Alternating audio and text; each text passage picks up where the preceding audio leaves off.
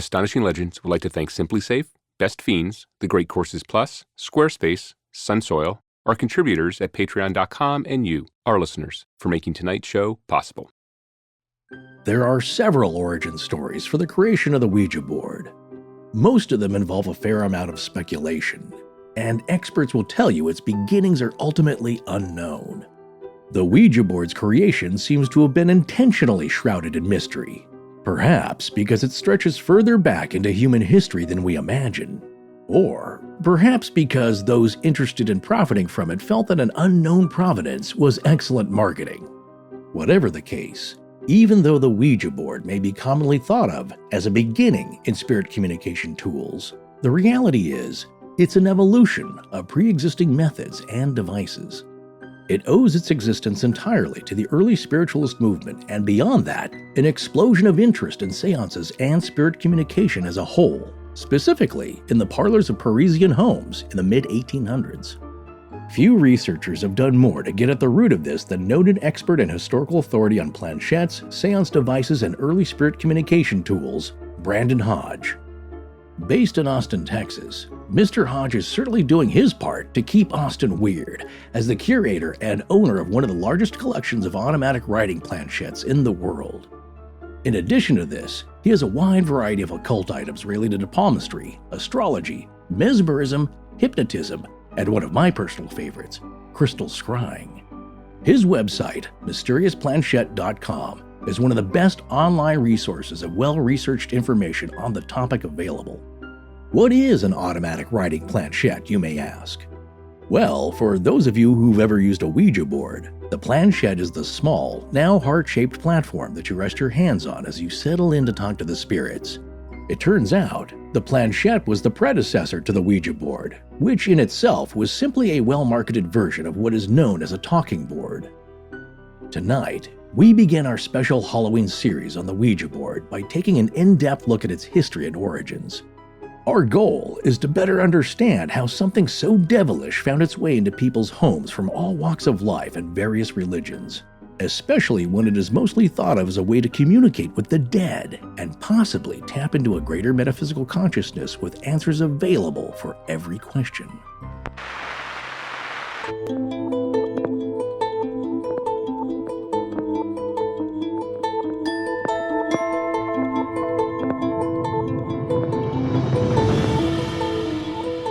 Welcome back to Astonishing Legends. I'm Scott Philbrook, and this is Forrest Burgess. People have told me, Betty, Facebook is a great way to keep in touch with old friends. At my age, if I wanted to keep in touch with old friends, I'd need a Ouija board. Betty White. Join us tonight for our first show of the Halloween season on the Ouija board.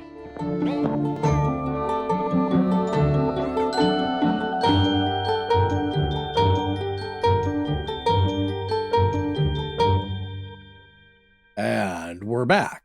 Goodbye. Wait, don't. I didn't close the session. Bouffant. Bouffant? Seriously? That's what it's spelling out? That's my Ouija board impression. I don't always make sense, okay? You should understand that. Plus, that was a little fast. If the planchette was moving that fast, people would run out of the room. Well, we've all definitely had some Ouija board sessions like that where it just seems like nonsense. But I also feel like a lot of people, myself included, have had them where the information coming through did seem like it was truly coming from an outside source. Sometimes one that seems like it just wants to mess with you. No way. Really? Are you serious? Oh, yeah. I'm asking Scott for this for the first time. You've actually sat in a session where you got something? Oh, yeah. I did when I was younger. Really? Yeah, absolutely. Well, we're going to have to bake that into part 2. I don't know. I don't remember the details, honestly. I just remember being shocked at what it was doing and how it was working. Well, we're going to take a look at how and why possibly that is happening. Some, of course, rational theories, some woo-woo. I can tell you my experience. Well, first of all, I would guess most everybody knows what a Ouija board is, although there will be some people out there who have never experienced one or maybe even not seen one really until they realize like, oh, that's that iconic image. But when I was growing up, it was a really popular game, which is one of the points we're going to explore tonight. It was a family board game in a lot of sense, but it's one of those weird things that the family across the street from me as I was growing up, they had one. It's stacked with the Sorry and right above Monopoly and Stratego. Clue. And yeah, it's just one of the board games. It's like, I just thought as a kid, it's like, wow, what possessed you, pun intended, to buy that thinking like, yeah, we're just going to like summon some spirits tonight after a game of Sorry. It's just the weirdest thing. And I think one time us kids, of course, we actually sat down, and this is how I think most people's sessions go, especially for kids. You put your fingers on the planchette, it starts to move. It's like, dude, stop moving you're moving the thing. It's like, no, I'm not. I'm not moving it. You are. Yes, that's exactly. And it moves. And then you start throwing things at each other and you go do something else. Yeah. That's been my experience anytime I've sat down on the Ouija board. And that's been the only time I've sat down. Well, and other times you sit down and it doesn't move at all. Or right. You're so busy. It's the most boring game ever. Yeah. Or you're busy trying to keep the other person from moving it. You feel like, oh, they're doing it, so I'm just going to hold it down. There's all this stuff happens. So listen, we got a lot of great stuff to cover on this tonight. Yep. But before we do, a few quick bits of housekeeping. Firstly, we've closed out the sales of the charity shirt for the Kecksburg Volunteer Fire Department and their UFO Festival. And even though we announced that you had helped us raise nearly $7,000 for them, there were still 2 weeks of sales left, and we apparently underestimated you folks, which was a big mistake. Yeah, I got to tell you what, here's the follow-up to that. We sold a total of 752 of those shirts. And on Monday of this week, when we're recording this, we actually sent just over $12,000 to the Kecksburg Volunteer Fire Department. And I am not lying when I tell you that Ron Struble was beyond flabbergasted and grateful, as he was when we told him it was 7. So, in fact, I want to share this email from him. He sent this just today. He said, I can't believe it. We thank you so much. There are great people in this world who do not BS and keep their word. I'm so glad we made the connection. We greatly appreciate it. From all of us at the Kecksburg Volunteer Fire Department, again, thank you and your listeners. I look forward to meeting you next year at the Kecksburg UFO Festival, if not before. Ronnie Struble, Chairman, Kecksburg UFO Festival. Well, we've said it before, and we'll say it again. You guys out there did a great thing. Really good. Yes, you did. And in other news, those of you that skipped our special announcement last week may have noticed some changes took place here at Astonishing Legends. Astonishing Owl, our logo, has a whole new look. And on top of that, we have a brand new website and have made several updates to our YouTube channel. Yeah, the crux of what's going on can be heard in our last mini-sode announcement, but for those of you who haven't heard that yet, the website has an all-new look and navigation and is a ton easier to use. So if you're really wanting to get the backstory on particular episodes, visit Tessa's amazing blog where she's making a new post every day for October. Or check out most of the books we've mentioned on the air and even purchase them from our revised, much easier to navigate bookstore. There's all new merch, too, including some special Halloween hoodies and shirts. So there's been a lot of changes over there. And when I mentioned the YouTube channel, we're actually going to be adding more and more content to that in the coming months. But right now, you can find every single episode of Astonishing Legends from 2019 up there. Additionally, very soon, we'll be adding every new episode there shortly after they've posted to our RSS podcast feed. So you'll be able to check out new shows there, too. Right now, it's all of 2019, and soon 2020 will begin to catch up. Then we'll go back and add the earlier years. Oof, that is a lot of computer crunching time there because Scott wanted to, and I did too, wanted to give you the extra visual experience that goes along with listening. And Scott, how does that work? Well, yeah, we have some friends that are After Effects gurus over at Outpost East in Nova Scotia. And we asked them to zhuzh up the logo a little bit and give it some animation because there's nothing more boring than just looking at a static frame of a logo when you're watching a podcast on YouTube. So we get a little smoke and in the Christmas episode, there's snow. And in the Halloween episodes, there's bats flying around. It's fun. So it's something to keep you. And also there's a little waveform like they do on Dateline that matches what we're saying. So it's pretty exciting. It is very cool. Yeah, I will say. It takes days to render each episode in After Effects on my computer, our show computer, which is actually pretty powerful. So that tells you, gives you an idea of that. So, well, we do go the extra mile. And I will say it's very cool to glance over. You know, you're usually doing something else when you listen to a podcast, which is the great thing about audio medium. You can do other things. But I think my dad might be the only one who actually looks the whole time. at the audio still frame while he's listening to the show. Well, this will give him something to keep him stimulated then. Exactly. Well, on another note, in that special announcement we made, we talked about the fact that we had transcripts done of the entire back catalog, and we were putting them on Patreon for $5 and above patrons. Yeah, 2 updates on that. One, we failed to take into consideration how useful those transcripts are for folks with disabilities.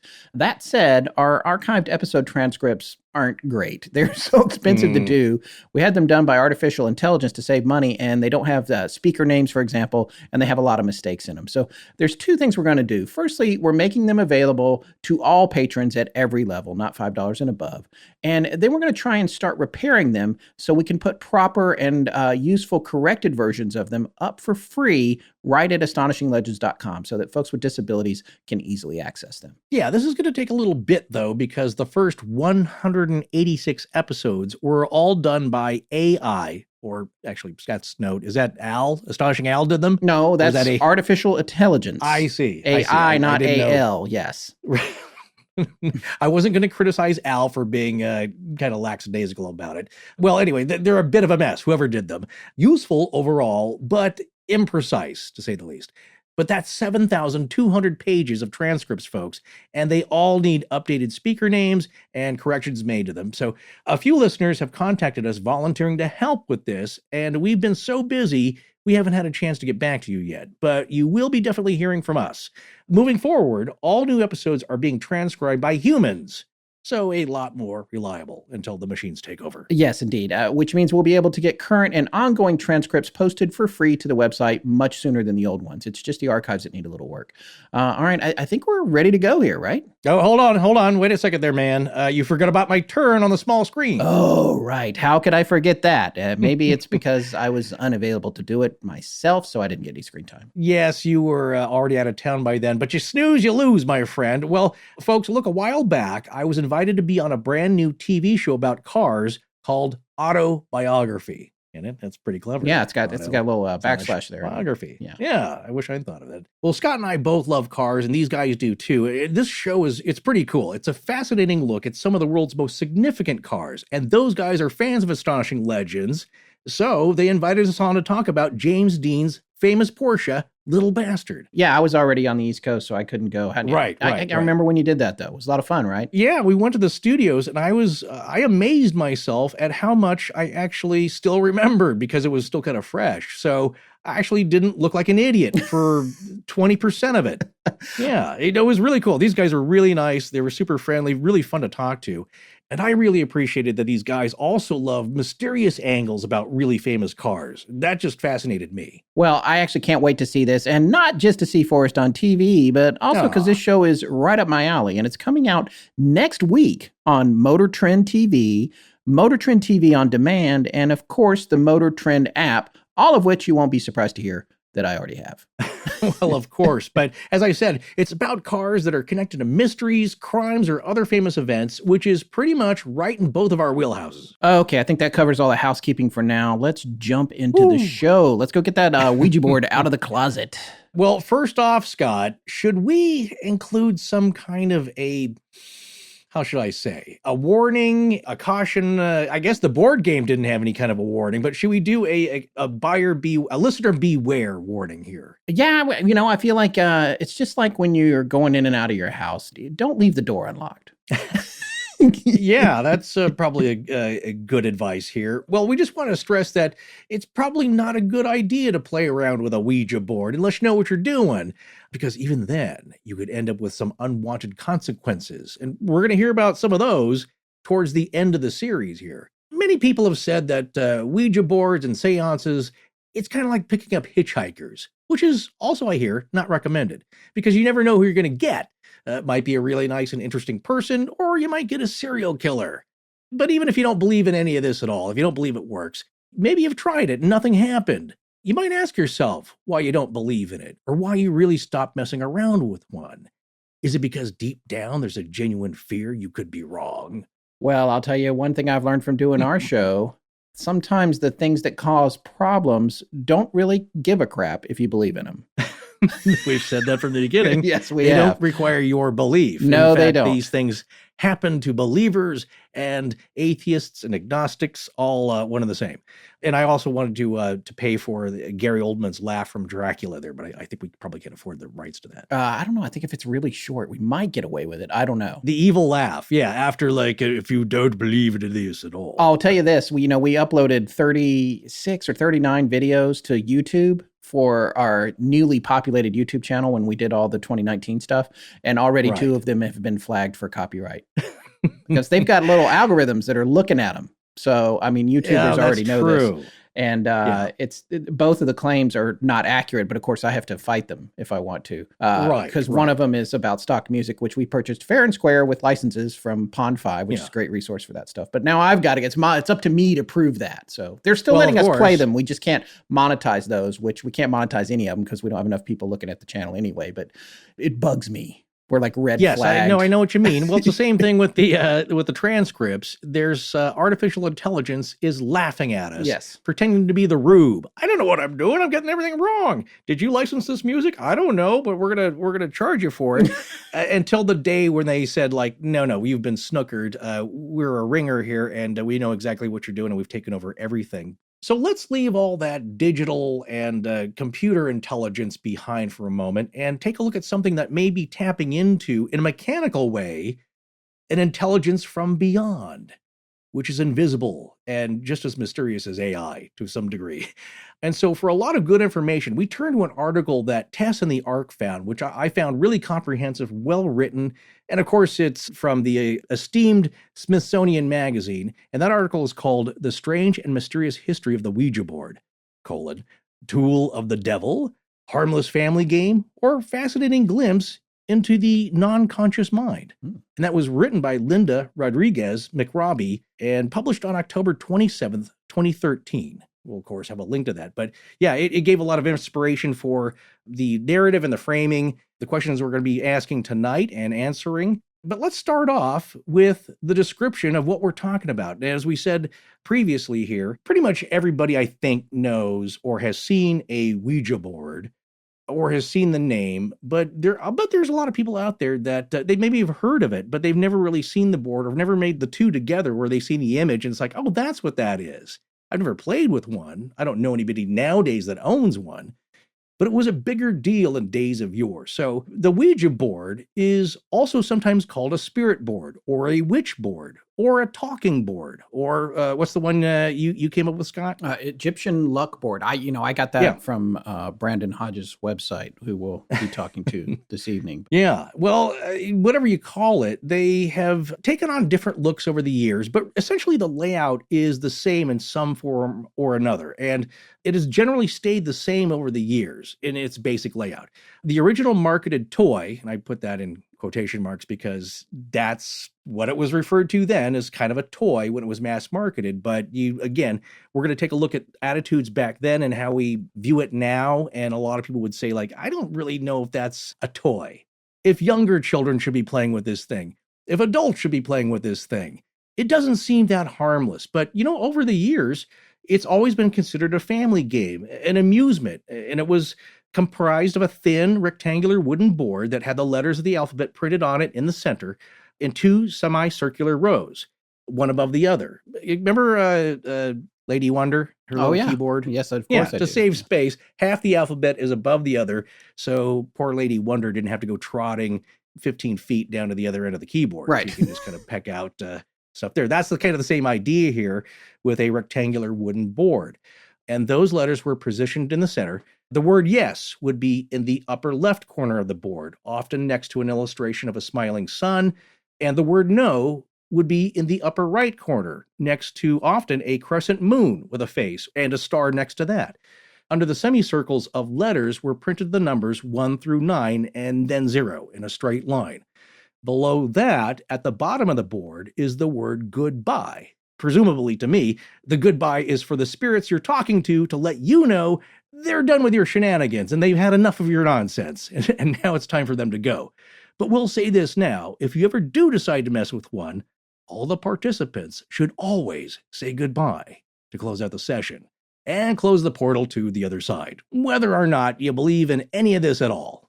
You haven't said that in a while. Yes, it has been a while. People were missing it. Yes. Yeah. Oh, and by the way, for folks that have been asking, because we just introduced a new thermal style steel laser etched mug to the store, but we don't have any ceramic style or ceramic looking mugs. We are going to be bringing those back. We're just working on picking them out. So just have some patience there. They will be coming back.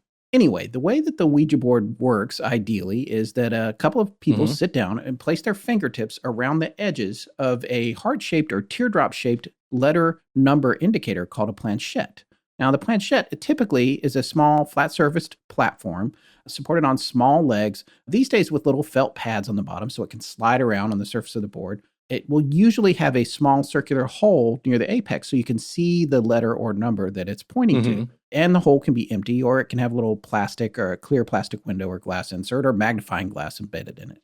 But a planchette can also be used on its own for spirit communication. We're going to learn a lot about that tonight. You would have these, originally they had a writing implement stuck down into them, which would act as one of the three supports, and it would move over a piece of paper. Right. The dictionary.com definition of a planchette is, quote, a small heart-shaped board supported by two casters and a pencil or stylus that when moved across a surface by the light, unguided pressure of the fingertips is supposed to trace meaningful patterns or written messages revealing subconscious thoughts, psychic phenomena, clairvoyant messages, etc. It's the etc. you got to watch out for. Yeah, that's right. And regarding two or more participants, I can't see why one person couldn't use it, and I'm sure people have tried it by themselves and continue to do so. But the board game version was meant to be just that, an amusing board game, and who plays with one of those by themselves? But nowadays, do. I'm sure they do. Some are probably going to get one out tonight. Nowadays, the most common mass-produced Ouija board you see around is made out of cardboard, and the planchette is plastic. Now, here's the other thing for us, and I forgot when we were talking to Brandon, who you folks are going to hear from in a little bit. I forgot to ask him this, and I don't know if you remember this. I seem to remember that part of the protocol was that the two people using it would sit across from each other Indian style, or we would, and put each corner of the board on your knees, on your kneecaps. And that was something about completing the circle or something like that. We should ask Brandon about that. That's interesting. I have heard that. Yeah. That where you just stirred up a memory. However, to me, that seems like a very uneven surface because it's like... And a lot easier to do when you're like 10 years old than it is, at our advanced age. But it also, it also sounds like urban legend lore, like it only works if you're touching the board with your knees. Yeah. And, but as I said, anytime I'd heard anybody use it, it's like, stop moving it. I'm not moving it. You're moving it. And then, and then it just turns into like, I don't think this thing works. Right. But that's not everybody. It's just people I knew, and I didn't have much of an experience with it. But as we'll hear, there might be reasons why it moves that I know it sounds maybe not as mysterious, but to me, still very fascinating in a possible way that this thing works. Well, let's get into the beginning history of how did this family board get its start? And to get us started, there's really two experts we're going to look at here. One of them's with us, but both are mentioned in the SmithsonianMag.com article by Linda Rodriguez McRobbie, are Robert Murch and Brandon Hodge. And both these gentlemen have extensive knowledge of the Ouija board, spirit devices, the history of talking boards in general. Both gentlemen have appeared on TV as experts and been guests on radio shows and now podcasts. And they're going to really inform our story here, the narrative of the history of this talking board. So we're going to hear from both of them, Robert Murch from the pages of the article in print, and Brandon Hodge as a guest here. You're going to actually hear from him. There's an interesting quote from Murch in that article where he said that there wasn't much information about the origins of the Ouija board, which he thought was odd, stating, quote, for such an iconic thing that strikes both fear and wonder in American culture, how can no one know where it came from? Yeah, and that's an interesting idea. I mean, there has been a lot of research done by these gentlemen and others trying to figure out the origin story of the Ouija board, or Ouija board. We'll talk about that too, the pronunciation and the name. But It's a little bit foggy, and we're going to find out whether or not that was intentional or not. And before we go any further, I did want to point out one thing for us that I don't know if you came across in the research, which is interesting about this article that you're starting with from Smithsonian Magazine. One of the gentlemen who was an eyewitness to the earliest uses of the planchette, which preceded the talking boards, was Robert Dale Owen. He was as Brandon says on his website, a prominent reformer and spiritualist. He was also a U.S. senator, and supposedly he witnessed some of these, because he was a spiritualist, some of these events overseas, which we're going to be getting into here in a little bit, at the beginning of the Planchette's heyday. And what's fascinating about Mr. Owen is that he was one of the foremost sponsors on the bill that established the Smithsonian. Oh. Yeah. Interesting. So that's pretty cool, right? I have 2 or 3 tabs open on that. That's probably why the fan's going crazy on my computer. There's 75 tabs open on this one, but pretty fascinating. That name stuff. is familiar, right? But I didn't make that connection to the Smithsonian. I drilled down on that, as I often do. I'll go down a rabbit hole of something that's probably kind of irrelevant to the topic, and then I'm 30 minutes later, I'm like, why did I pursue this? But but it was rarely does he come back. No, and I found the actual type. It was referenced in a book where it mentions how he put that bill forth to get the Smithsonian established, which was pretty fascinating. But anyway, all right, tonight we're going to be talking to one of the experts that's actually mentioned in the Smithsonian article. His name is Brandon Hodge. He runs a website, MysteriousPlanchette.com. I actually want to read you a little bit from his bio here. He is a historian, a collector, an author, and an occult archaeologist, specializing in the history of planchettes, Ouija boards, and spirit communication devices. Brandon's research on spiritualism history has appeared in the pages of the Smithsonian Magazine, an article we just referred to actually, and his popular Ghosts in the Machines column appears every quarter in the pages of the Paranormal Review. That's the magazine of the Venerable Society for Psychical Research, which we have mentioned many, many times on this show. He has served as on-air talent for dozens of popular radio and television programs, including a segment featuring his seance artifact collection on Science Channel's hit show Oddities, Travel Channel's Ouija-related Patience Worth episode of Mysteries at the Museum, and even a feature on the iconic institution Texas Country Reporter. A respected lecturer, Brandon has lent his expertise in the occult field to museums and academic institutions worldwide. Brandon owns the world's finest collection of writing planchettes and other seance-related devices, all featured on his popular website, the aforementioned MysteriousPlanchette.com. And that collection lives within his museum-like home, itself featured on Austin's Weird Homes Tour, which he's going to talk about tonight. So this is the gentleman that we're bringing to you tonight, because this is one of those folks that really has all the background and information on this. And we really wanted to get down to the history of the Ouija board, the talking board. And it turns out there's a whole lot of things that preceded it. But first, why don't we get to know Brandon a little bit?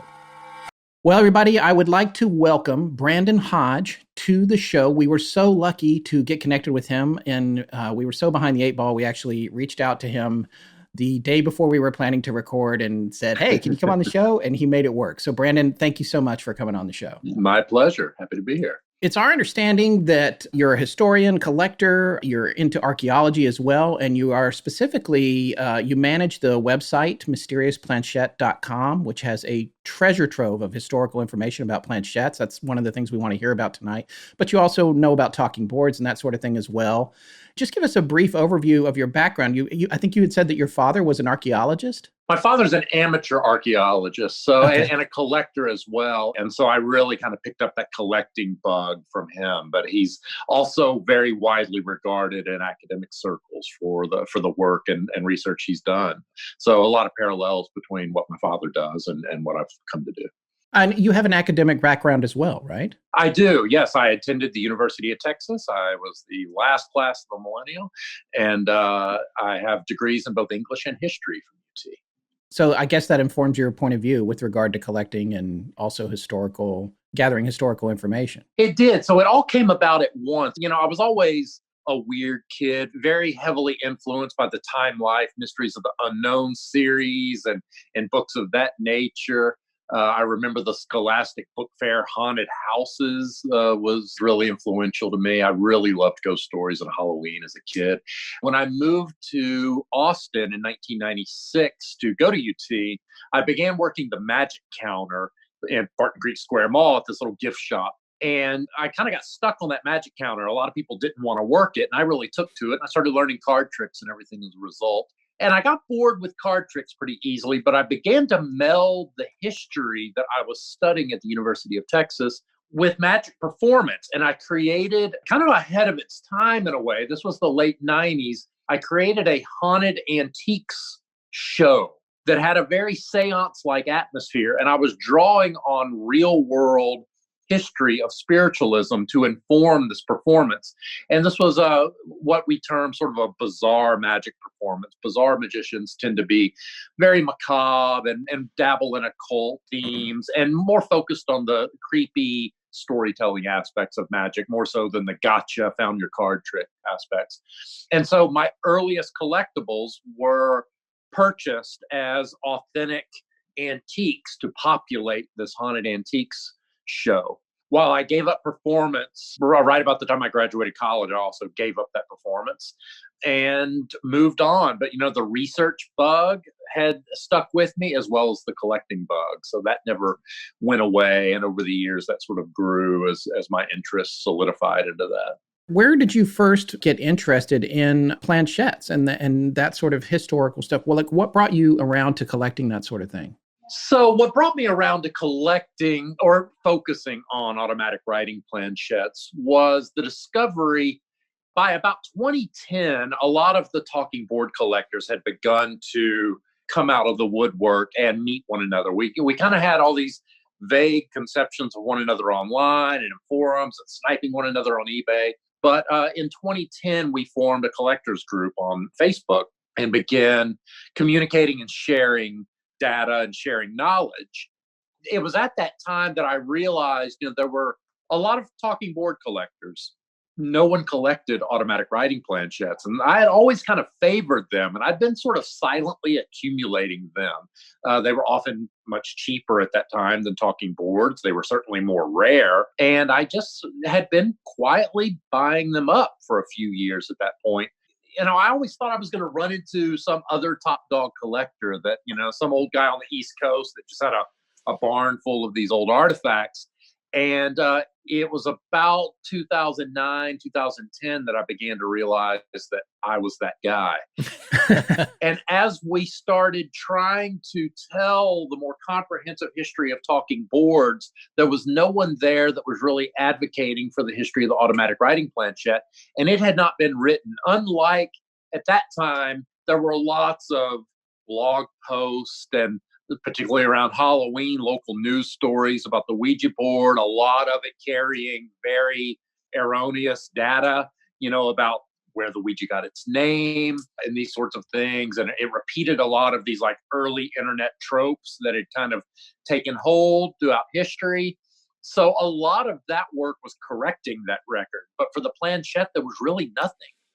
And so, as I've often phrased it, I suddenly felt it was my duty to rescue the writing planchette from the dustbin of history and sort of dust it off and present it. And in 2012, I debuted my website, mysteriousplanchette.com, to showcase all of that accumulated history that I had assembled. Right. So, Brandon, in addition to all this, you personally own and curate an impressive collection of all kinds of artifacts related to spirit communication, right? I mean, we can see here on Zoom, you're literally surrounded by all kinds of great stuff, and we'll be sharing that video on our Patreon ultimately. But for our listeners who can't see you right now, can you tell them a little bit about your collection and where you live? I live in a home in Hyde Park, Austin, a 1940s post-war cottage bungalow that is floor-to-ceiling, front to back, a very museum-like display of my collection. My specialty is, of course, automatic writing planchettes, and my sort of general catch-all term for this archive and collection here is the mysterious planchette, which also informs my website, my social media. And it encompasses sort of a general occult collection as a base. And this is going to be palmistry, astrology, mesmerism and hypnotism, crystal scrying. So I have a formidable collection of artifacts from many occult disciplines.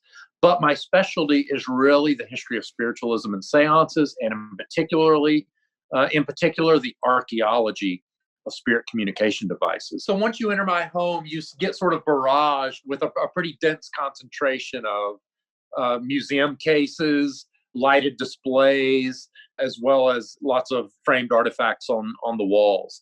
It's really floor to ceiling, front to back concentration of spirit communication artifacts. The front room is largely my collection of my specialty, which is automatic writing planchettes, which number probably over 150 at this point, if not closer to 200 as far as numbers I own.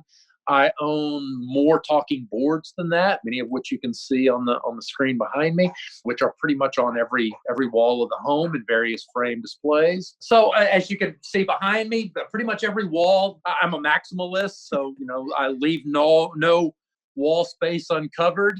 So pretty much floor to ceiling talking boards and planchettes and books and artifacts and cases, and which extends everything from seance, expose, magicians, items like rapping hands and talking skulls, which were used by stage magicians to emulate spirit rapping, to spirit trumpets and phrenology artifacts and other fortune-telling apparatus.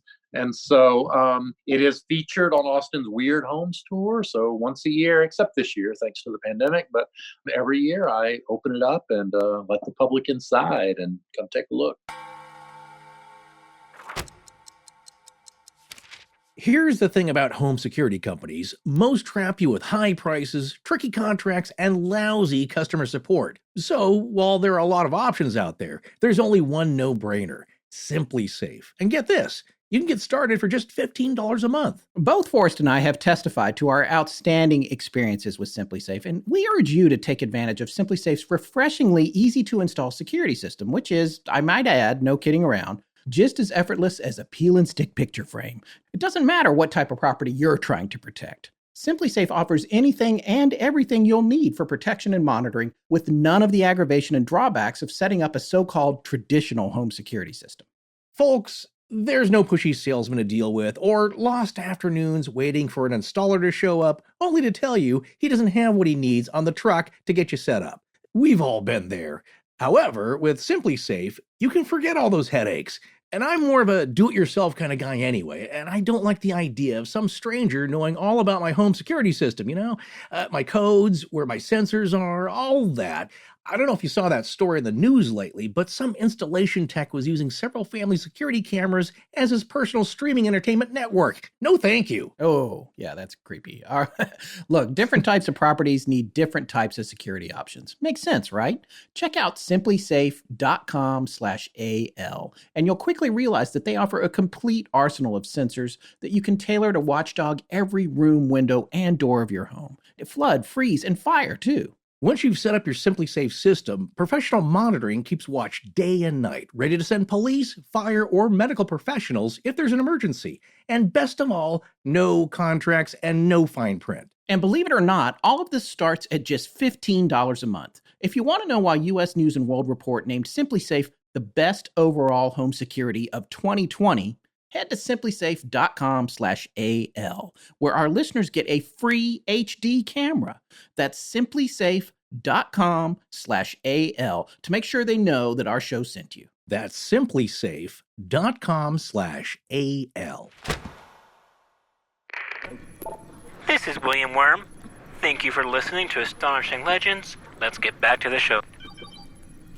It really takes somebody who is that focused on a single subject to really spend the time to soak in all this history and the items and all the knowledge about them, and end up being one of the few people on the planet who is that knowledgeable about all these items.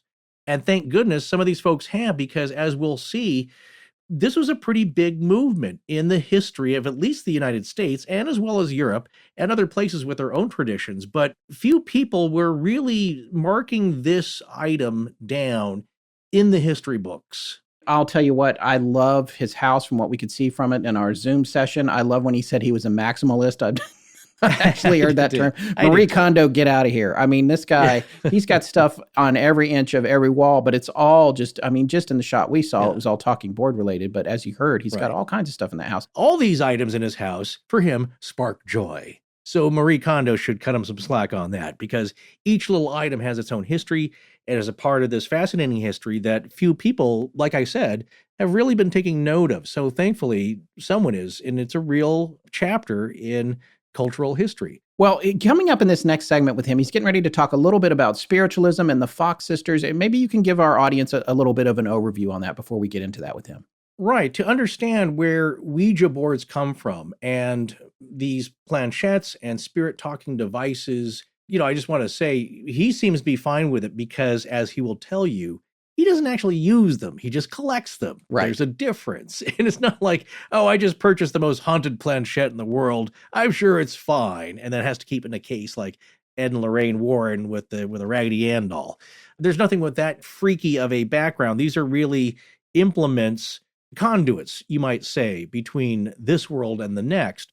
And that is the spirit of, the pun intended, of the history and the narrative in which we must look at the Ouija board and where it fits into a period of American history, because the Ouija board itself, it's an outcome. It's a natural, logical progression of an item born out of a desire of this large group of people in the mid-19th century to commune with the spirit world. And that movement is called spiritualism. So once again, we're going to take a look at the spiritualism movement of the 19th century in America. And we mentioned this before, but we're going to drill down a little bit more on its place in American history and who were the people involved, and how did this family board game that a lot of us grew up with, how was that a result of the spiritualism movement? Well, spiritualism, the movement that centered around attempting to communicate with the spirit world, was already popular in Europe and for many years prior, I believe, but it had become a craze in America and had reached a peak in 1848 when the Fox sisters of upstate New York became a national sensation. But before we continue, I want us to keep in mind, though, that the Fox sisters didn't really establish or were considered the founders of spiritualism in the U.S., although they are central characters and really kicked off, perhaps, the craze that it became in the mid-century there. They were good publicity for it, essentially. Right. And one of the first celebrities, you could say, of the spiritualism movement. But I just wanted to stress, at least from my research, that, of course, since the beginning of time, people have been trying to contact dead loved ones and commune with this greater existential, metaphysical existence beyond us. We saw that with Göbekli Tepe. Obviously, people were interested enough that they totally radically changed their lifestyle of hunting and gathering to commune with something that was spiritual, something from beyond that they thought was important. Let's become farmers and raise grains just because it's so important for us to build this temple. We need this. So all throughout time, like I said, people didn't start becoming spiritual or look to it or try to communicate with the great beyond prior to the 1850s. But really, this became a movement that had a little bit of structure to it, although not so solid that you could say it's an exact denomination. But yes, they were the ones to first majorly sensationalize the movement in the papers. So I want to read a little something here. And this is according to the history of the spiritualist camp called the Chesterfield Camp in Chesterfield, Indiana, and their booklet of their history called Chesterfield Lives, 1886 to 1986, our first 100 years. And the movement's description of its early years starts off with this passage in the book. So I'll just read this here.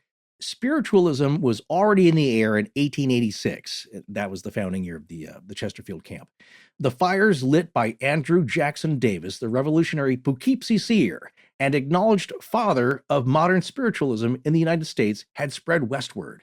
Entire families became adherents of spiritualism, and established religious groups contributed not only converts, but also that amount of philosophy deemed acceptable by the far-ranging but very narrow spiritualism of the day. The national vogue for church camp meetings sprang from the popular Grove meetings of the Quaker Association.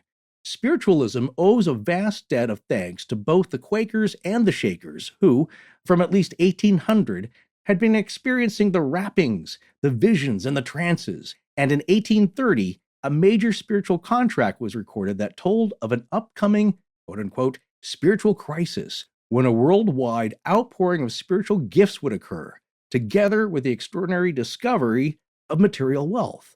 The date set forth was 1848, the date of both the Rochester rappings via the Fox sisters and the discovery of gold at Sutter's Mill in California.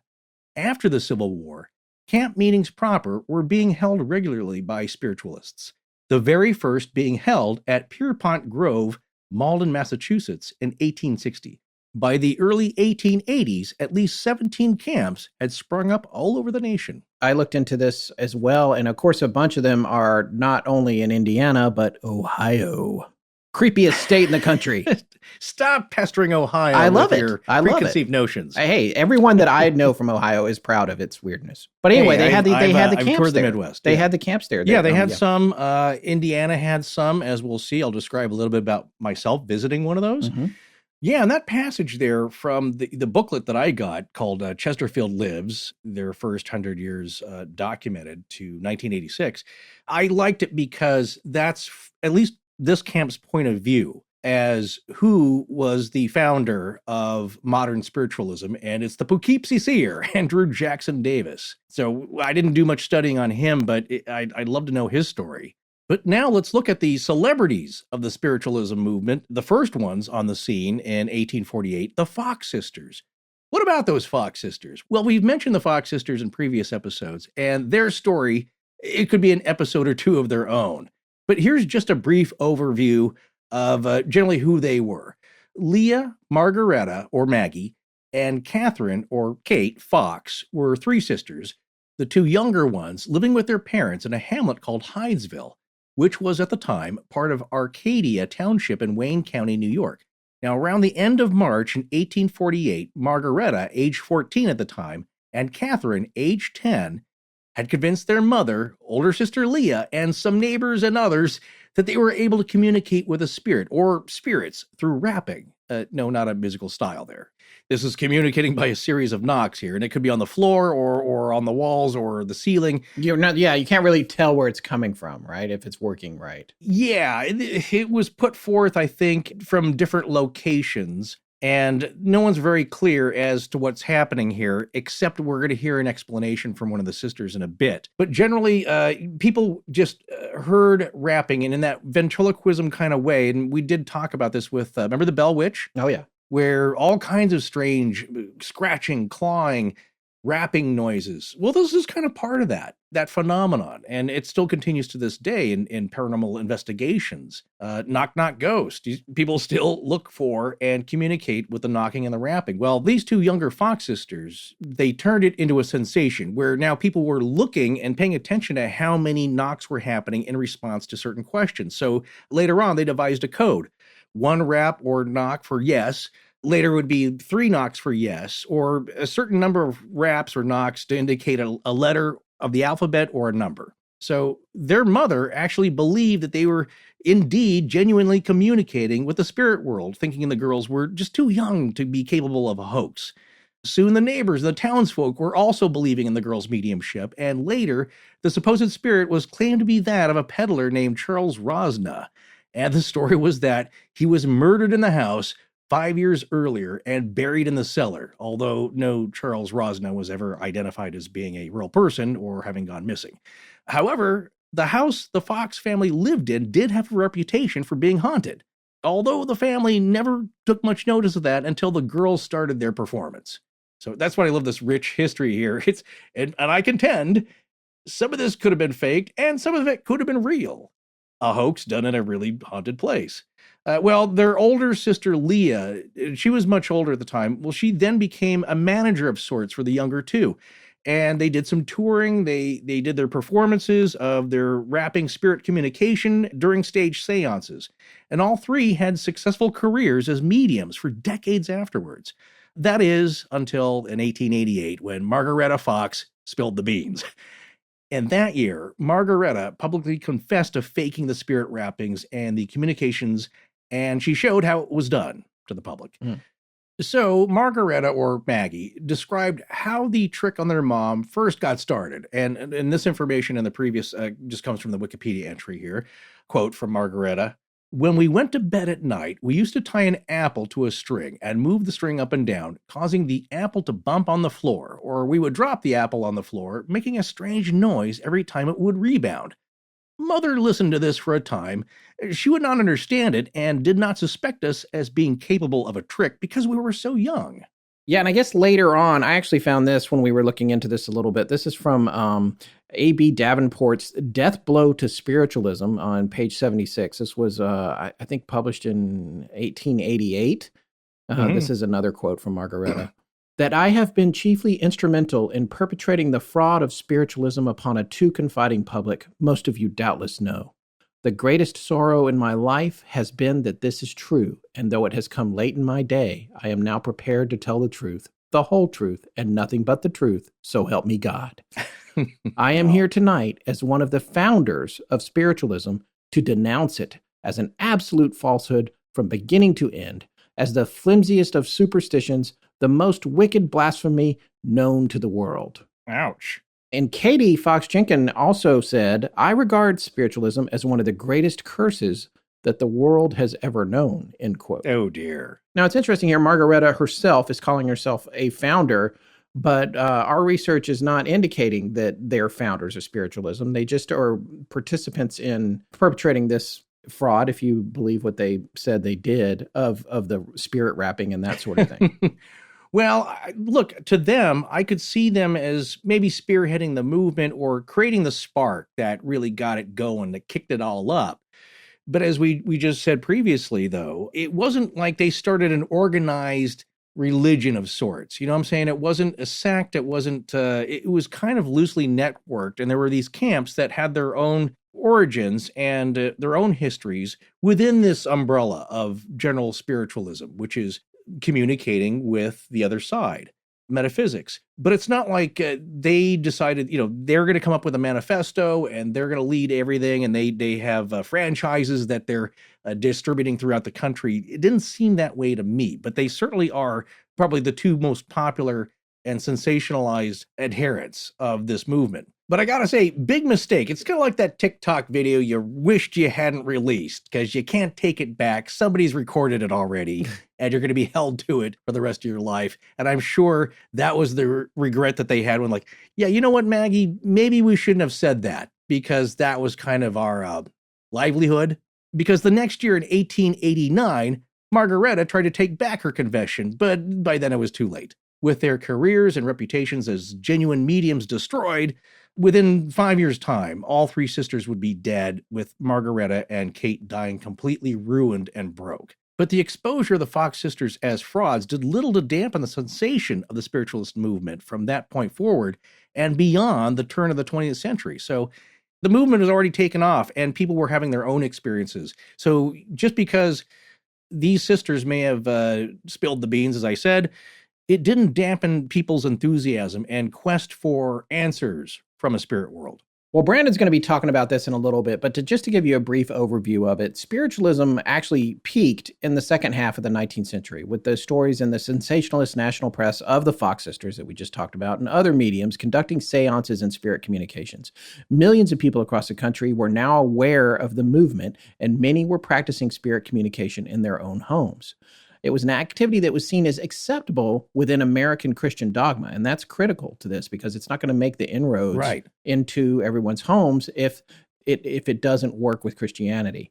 And so it didn't have that stigma that it later came to have in the latter half of the 20th century. So there wasn't much shame then in contacting the spirits of the deceased, and families could think of it as a decent hobby or pastime in practicing automatic writing, which is where you might see someone welcoming a spirit into themselves to communicate as they constantly move a pencil over paper and without consciously thinking about it. And then writing down any words or letters that come to them in a sort of trance, or having seances in their parlors, or hosting table turning parties where people would all place their hands on a small table. We're going to learn about that tonight too.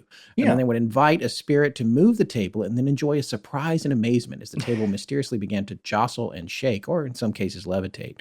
And of course, like the Ouija planchette, no one claimed to be doing the rattling or the moving. Yeah, that's important. You can't really be like, yeah, I was doing that. Yeah, that was me. It was all me, guys. Stop it. No, but that's the point, is that it was seen as a wholesome activity. Like nobody batted an eye. Like, oh, that's cool. And then you could do that and then still go to church and be respectable. It wasn't like they're trying to summon the devil. It's just, it was an acceptable pastime of the day. Yeah, and it was also a welcome distraction from the harsh life at that time. It gave people the hope of an afterlife, especially in an era when it was common for disease epidemics to ravage a community like typhus, cholera, tuberculosis, and one we've all been hearing about lately, the Spanish flu in 1918. These diseases and other dangers also hit children especially hard, and their mothers could die in childbirth. Average life expectancy was 50 years old or less in the era. And that's if one wasn't killed by accident or disease. Then, of course, there was the American Civil War from 1861 to 65, World War I from 1914 to 1918. And quite often there was not a whole lot of closure for families that lost their loved ones to these wars, many of them going off to fight with a lack of accounting or reporting. All they knew was their men went away and never came back. And families wanted a way to speak with their departed loved ones at least one more time. And in fact, Abraham Lincoln's wife, Mary Todd Lincoln, had conducted seances in the White House after their son William, or Willie, Wallace Lincoln, died in 1862 at age 11, possibly from typhoid. So even President Lincoln and First Lady Mary Todd had a connection to supernatural communication. And that shows how acceptable it was back then. Yeah, it wasn't a big deal. I'm sure it was, that in itself might be a little sensational, maybe raise an eyebrow or two, but wasn't seen as anything that untoward. But one of these days, we got to cover Lincoln's connection to the supernatural, his prophetic dreams, and some odd things that happened in his life. There was a lot going on there. There was a lot going on there. Well, going back to Robert Murch, who was mentioned in the Smithsonian article that we brought up at the top of the show, this sums up the attitude of many Americans regarding contacting the dead through spiritualism at the time versus how many of us feel about it now. Quote, communicating with the dead was common. It wasn't seen as bizarre or weird. It's hard to imagine that now. We look at that and we think, why are you opening the gates of hell? End quote. So, right, because that happens every time. That happens every time you use a Ouija board. But no, it doesn't. Well, it does when you play Monopoly. Well, we're going to get back to Brandon now, who is going to talk to us a little bit about the origins of the Planchette and the birth of spirit communication. He's also going to talk about the Fox sisters, spirit rapping, which we just touched on, and ideomotor response. Ideomotor response is a fascinating, what you said, mundane explanation for what's happening. I'll read a little bit on that from the Wikipedia page. The ideomotor phenomenon is a psychological phenomenon wherein a subject makes motions unconsciously. So this is meant to describe like when you hold a pendulum and it starts swinging a certain way, or perhaps a dowsing rod or something else, if that's what you want to believe is happening in that situation, even though people with dowsing rods do seem to be uncanny at finding wells with water in them and that sort of thing. But right, and that's the point we'll make with the Ouija board later, is that if you are getting this information from your own subconscious, which again I think is pretty interesting, if you actually have results with it, you find lost treasure, water underground, use a pendulum and find something on a map that turns out to be true. How is that happening? Yeah. Is that a psychic connection? Yeah, maybe the information is coming through you, but still, where is it coming from before that? Right. Another thing we're going to touch on here in this next segment is talking about the idea of these shared experiences among people participating in these activities versus contrived ones, which were also perpetrated on folks, where people were pretending to make things happen. There's a whole line of reasoning why that was going on too. So let's go back to Brandon. Right. So these days, planchettes and talking boards go hand in hand, but in reality, I'm from what I'm understanding, is the planchette preceded the talking board, right? By many decades, yes, several decades. Right, by many decades, and it was developed out of a necessity to get something more efficient going in these spirit communication sessions. So I was wondering if maybe you could teach our audience a little bit about the origins of the planchette and how it evolved, and then we'll get to where it got connected with the talking board. So spirit communication really has its birth in this country, and I usually hesitate to really start with the Fox sisters because it's just like where every book on the subject starts. It's like chapter 1, Hydesville, New York. But it really is where the story begins. And it's important to understand what form that spirit communication took with these young women and the mediums that followed in their wake, because from that, everything else will evolve. And the way they did it will lead to attempted improvements. And so what you have is March 31st, 1848. Kate and Maggie Fox, two young teenagers, are in this cottage in Hydesville, New York, not far outside of Rochester. And for a couple of weeks, the family there had been experiencing a very creepy, very spooky, what we would term a poltergeist-like activity. So these strange knockings and rappings throughout the house on the walls, ceilings, windows, floors, and doors. And on that night, after a couple of weeks of frightening evenings with these strange noises, it said the younger sister, Kate, leapt upon her bed and commanded these noises to repeat after her. It will be a later sort of fiction added to the story that she called the spirits Mr. Splitfoot, which is something that gets repeated in a lot of modern academia, which is unfortunately not true to the original version of the story. But she is said to have sort of leapt up on her bed, snapped her finger a number of times, and the noises, the believed to be spirits, responded in kind. And that's really marked as the moment where spiritualists recognized that the veil between worlds was breached and the living were then establishing communication with the spirits of the dead. And so there's a lot of changes culturally going on that keep this story from being a localized event. The spread of the telegraph, for instance, really makes news of the spread and, in a sense, go viral. So rather than staying this little local curiosity, it goes nationwide, and the women are promoted essentially, and they go on tour and they begin giving these demonstrations in urban areas, and everywhere they go, mediumship spreads. Particularly young women begin developing their gifts overnight. Now, it's important to note that due to personal grievances and circumstances later in their lives, the Fox sisters will actually come forward and go public and reveal that they were actually cracking their toe knuckles and knee joints to produce these noises under their petticoat. But then they would also turn around and recant this confession not long afterward. And so, regardless of what was happening, the belief was that the veil between worlds had been breached. We could now communicate with the dead. And in the earliest days, you needed a medium, literally a person in between the worlds of the living and the dead, to act as the go-between of this communication. And these strange noises would rap out in the presence of a rapping medium. And you could communicate in a number of ways. You could binary, positive and negative answer.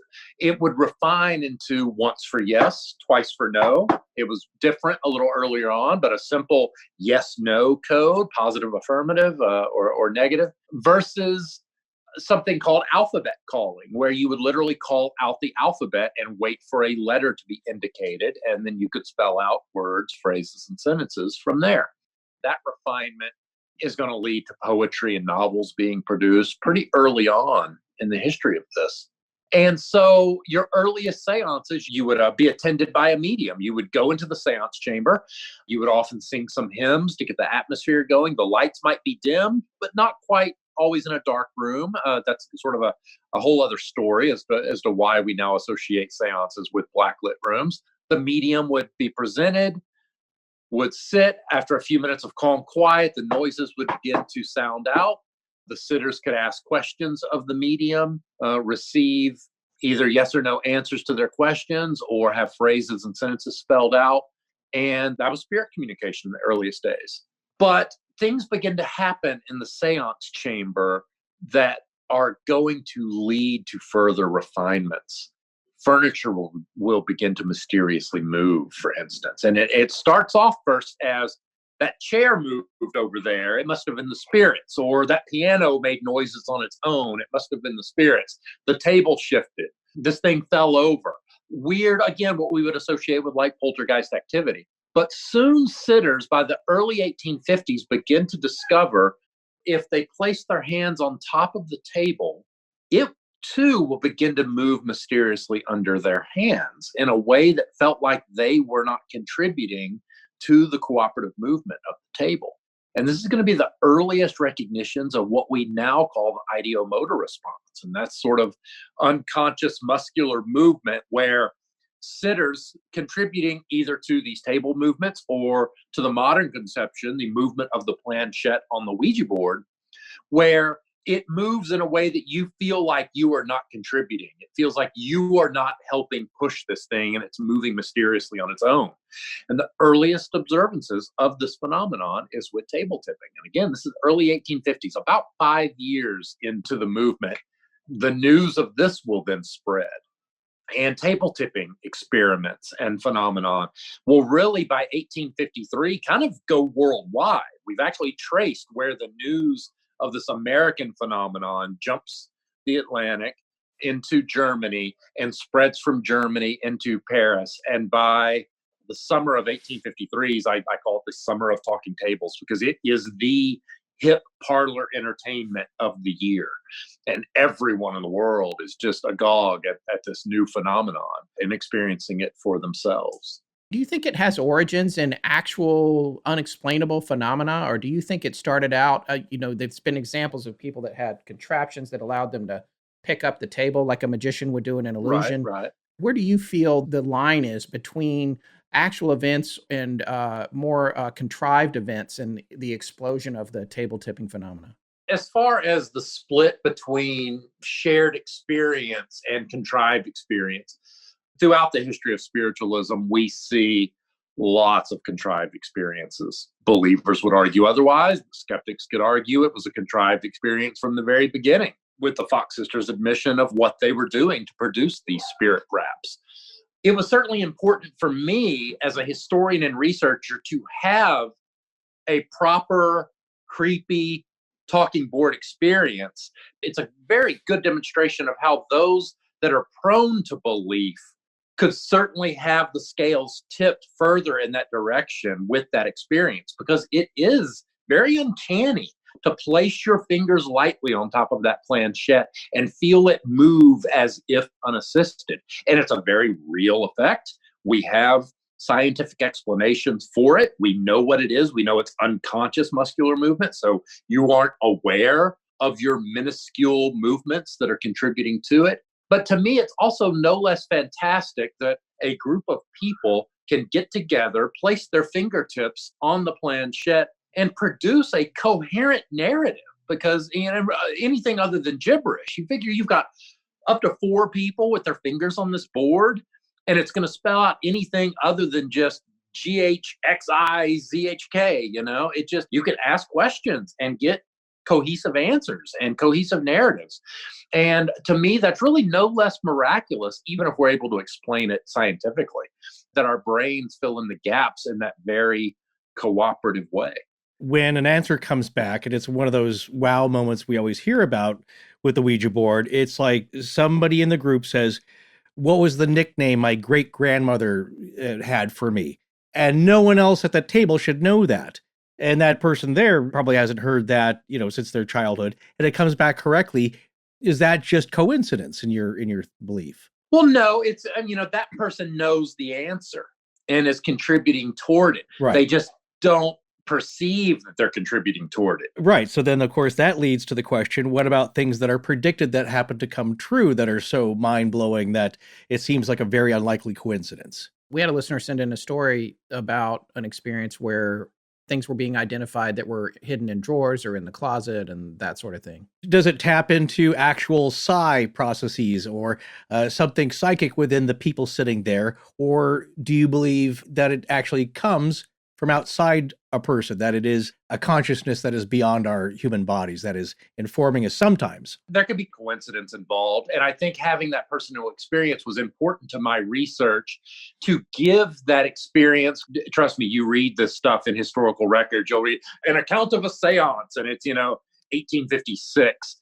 And, these miraculous events, it could not have known this. And I had this doctor was in the audience and he attested to this. And, you read these fantastic accounts. And I mean fantastic as in fantasy, not fantastic as in, hey, they're great, although they're that too. But once you experience it for yourself, it's harder to discount that experience, particularly a shared experience in that regard. But at the same time, there are so many aspects of this. One that I'm often reminded of is the magician that can just grab somebody by the arm and walk that person through a Victorian mansion and find the object they hid. And I don't know if you're familiar with this phenomenon, but it's muscle reading. That's sort of a related phenomenon. And so, you think, well, that's just miraculous that magician was able to grab that person by their arm and they just walked right to that drawer where those scissors were hidden, or whatever the case may be. But there's an explanation for it. Sometimes it seems that there's a little bit of experience there or talent or something that's really uncanny going on. And then they want to further that with making it more outlandish or demonstrating it because they want people to believe them. And there's the whole range where people they don't need people to believe them. They just do their thing. And it's really mysterious and uncanny and mystical. And then there's people who are just totally faking it. Where do you think the Fox sisters land in that scale? I have always felt that the Fox sisters, like many internet celebrities nowadays, fell into a living that they never anticipated. It was a practical joke they were playing on their parents. It got out of hand. They were too young to know how to get out of it. And before you know it, they're being carted around the country and going on tours as to demonstrate this funky little talent they had of cracking their toe knuckles, and trying not to get caught. Talking to the Dead by Barbara Weisberg is a fantastic account of the Fox sisters and their exploits. And for that reason, I was reading that stuff. I've always been of the opinion they just kind of got in over their heads. But hey, they made a fantastic career out of it. Had they not drank it away, they would have died very wealthy and well known. But they had a lot of personal problems in their lives too. In part because of this celebrity and fame. Their older sister, Leah Fox, who was much older than them, they were young teens. I believe she had kids of her own at that point. Being older, she was able to grasp the opportunity and benefit more from it and really kind of exploited them. They would come to resent her later in life as she sort of took on the role of their manager and frankly kind of exploited them a little bit. After Maggie spilt the beans and then tried to recant a year later, things seem to really go downhill. Their reputation is ruined. So you're kind of saying that whatever money that they had made in that career, which spanned a couple of decades, they basically drank that away and ended up destitute. Yeah, they did.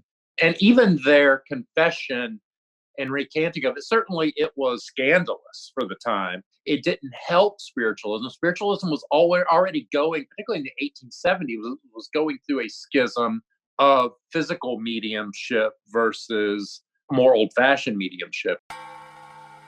Well, there's some familiar ground here of if the Fox sisters were hoaxing, as they confessed to be doing, and honestly, it seems pretty believable that they were because they were real specific about how they did it. Yeah, well, sure. And demonstrating it. That idea of a hoax getting out of hand, that's something that we've come across before. Right. And also, we've come across before the idea that something real happened once or twice, and then the people that it happened to, in an effort to gain attention, began to hoax it themselves to continue it. And then that is where it went crazy. And I think there's cases like that. We talked about that with Ronnie in the Delphus Ring, where it seemed very much like the first story, what he saw, what he experienced, everything was really real. But then there was a second story that seemed a little more suspect. And it's like, no, but you got to believe me. You're getting to this point, whether it's a desire to be believed or whether it's an appreciation of the attention. But in this case, these girls were young. And they wanted to pull this off. And to me, if you drill down on this even further, and you can't do this anymore because this is ancient history, really, and it predates a lot of record keeping and who knows what's going on with the family internally. But my guess would be that the older sister who was marketing them probably knew pretty early on that they were pretending.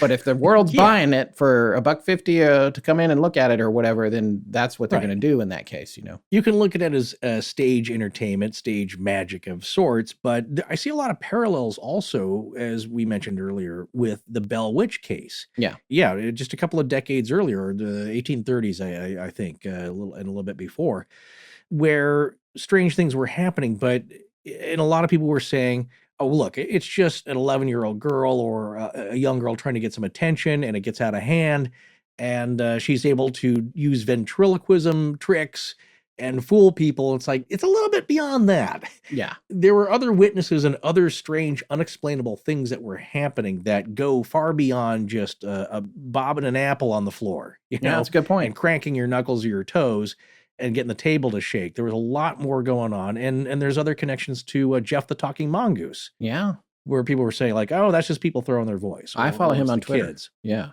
I should say Astonishing Al follows him on Twitter. Exactly. Yeah. Yes. We let to just give ourselves another degree of separation from a mystical demonic mongoose spirit. But the idea is that, that has come up throughout history quite a bit, where something kind of gets out of hand. A lot of people think the Enfield poltergeist case was young girls, and then there's some evidence that some of that was faked.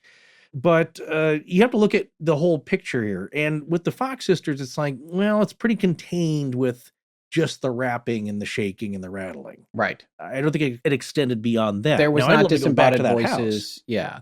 Yeah, where an adult's getting tricked. Well, in this next segment with Brandon, we're going to come back and we're going to talk a little bit about a fork in the road between the approaches, the different approaches that we're developing to spirit communication, and spiritualism itself having to decide what's it going to adopt, because this is a relatively new dogma, for lack of a better word. It's like, which way are we going here? What kind of communication are we saying makes sense, and what kind are we saying doesn't? You're also going to hear an interesting bit about the Coons Spirit Room, which was this room that was built by this family that you were able to have heightened activity in it. It was a very special room, apparently. So that's pretty fascinating. And the spirit trumpet, which I had never heard of, but you seemed like super familiar with when we got to that point in the interview here. I wish I had one. And I tried to pretend like I knew what it was. Yeah.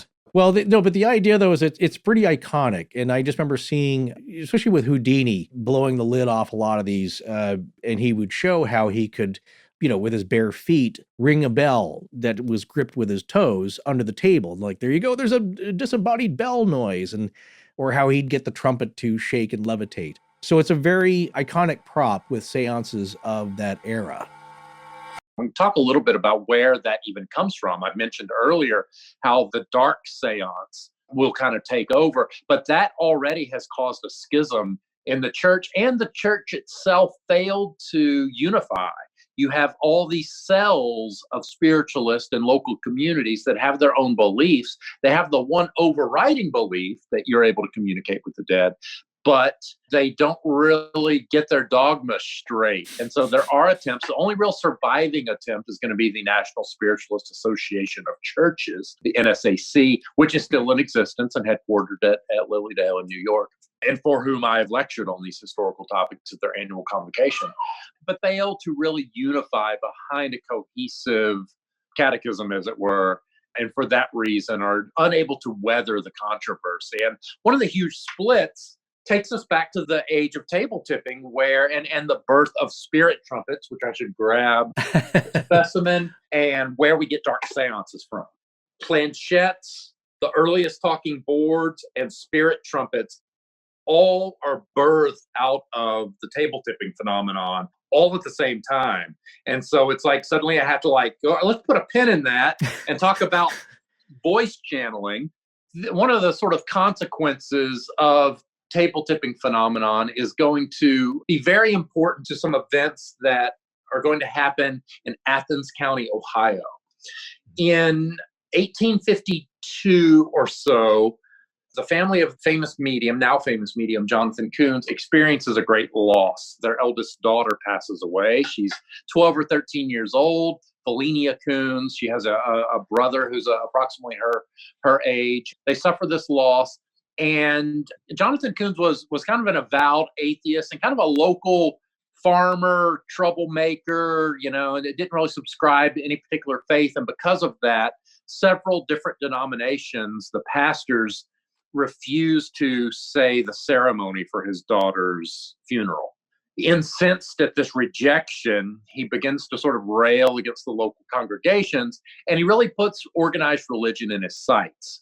And that is going to put spiritualism, now experiencing this new table tipping phenomenon, in his sights. And he travels to a nearby town in Ohio and sits with a spirit medium with the idea of debunking her.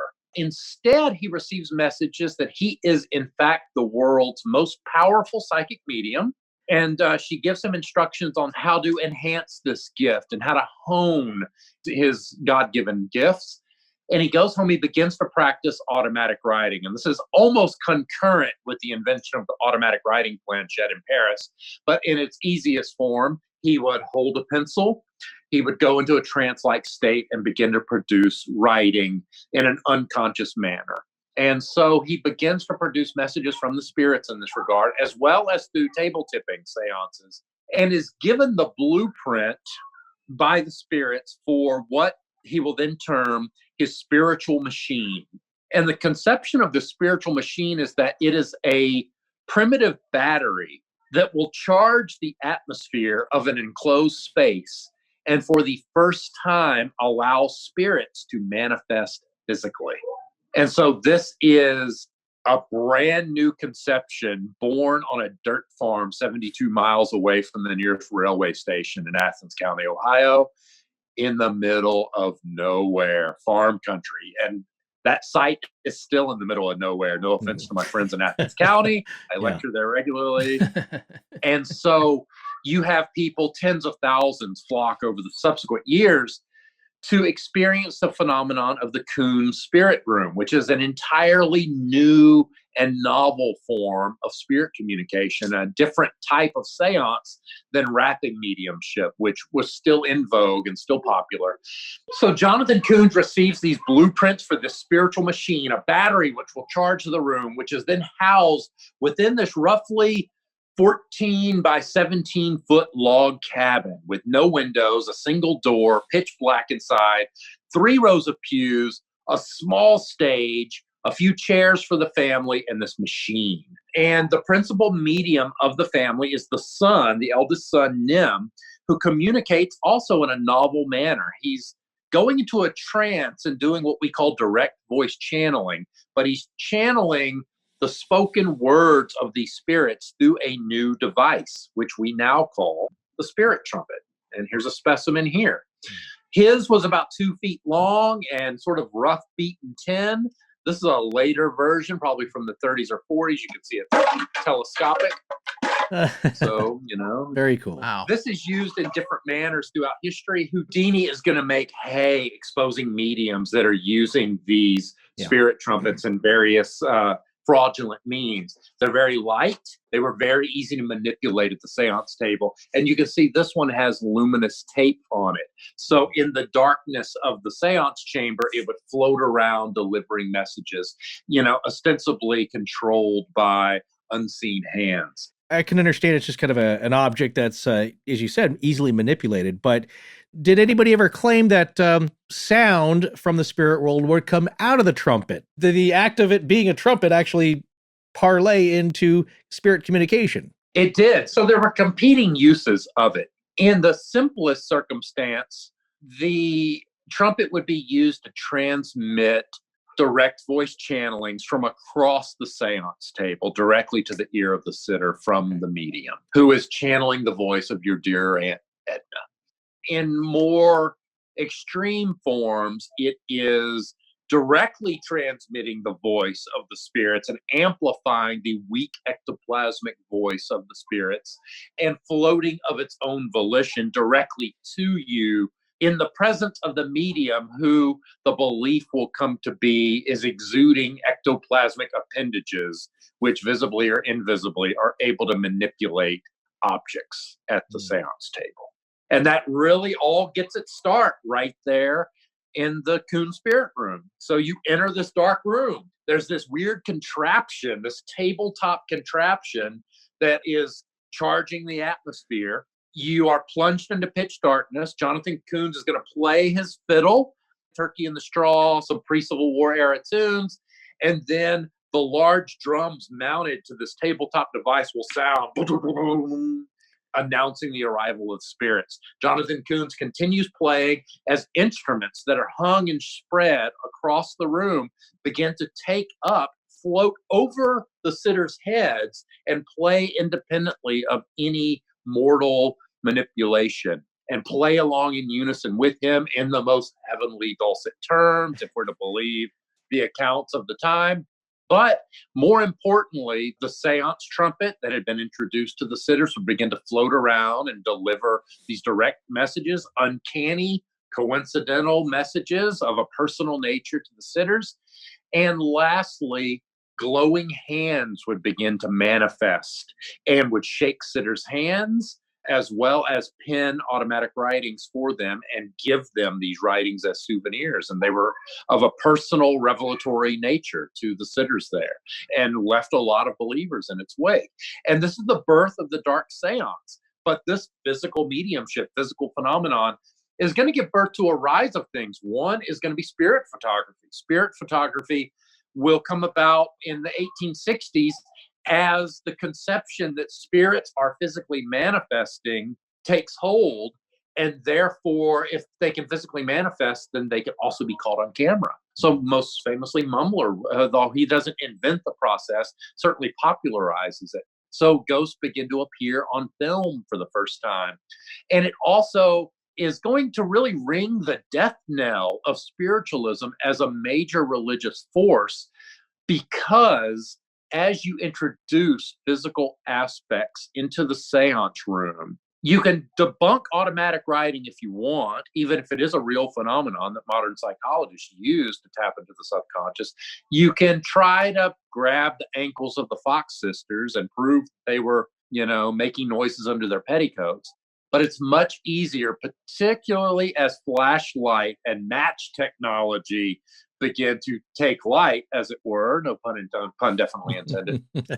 But as you can introduce instant light into the seance chamber, and particularly these now popular dark seances, it's easy to catch the mediums engaged in fraudulent activity. And this is really going to split spiritualism asunder in the 1870s with those that are saying, no, we got to keep to the old ways, versus the very lucrative, sensational new form of seance introduced and popularized first by Jonathan Koons. First, spirit rooms themselves become popular, and then you have acts like the Davenport brothers, who will take the conception of this spiritual chamber and condense it into a portable, tourable spirit cabinet, which is where we get the term. And they can load this thing up on a truck or a train and take their act on the road and promote this idea that in a darkened chamber, the spirits can manifest away from the light and produce physical effects.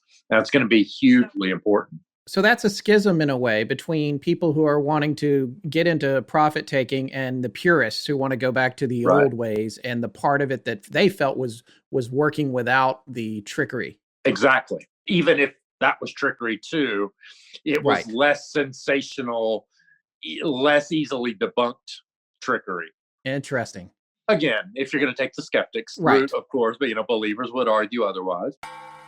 All right, again, here we're seeing these familiar themes in the birth of legends and how they develop over time. Because like when you look at the schism or split in the philosophy on the experiences, people are either hosting or participating in these spirit communications. You see this fork in the road about methodology, profit, chicanery, and then, of course, the probably small portion of real believers who've been left on the side of the road as this thing just starts taking off and going in all these different directions.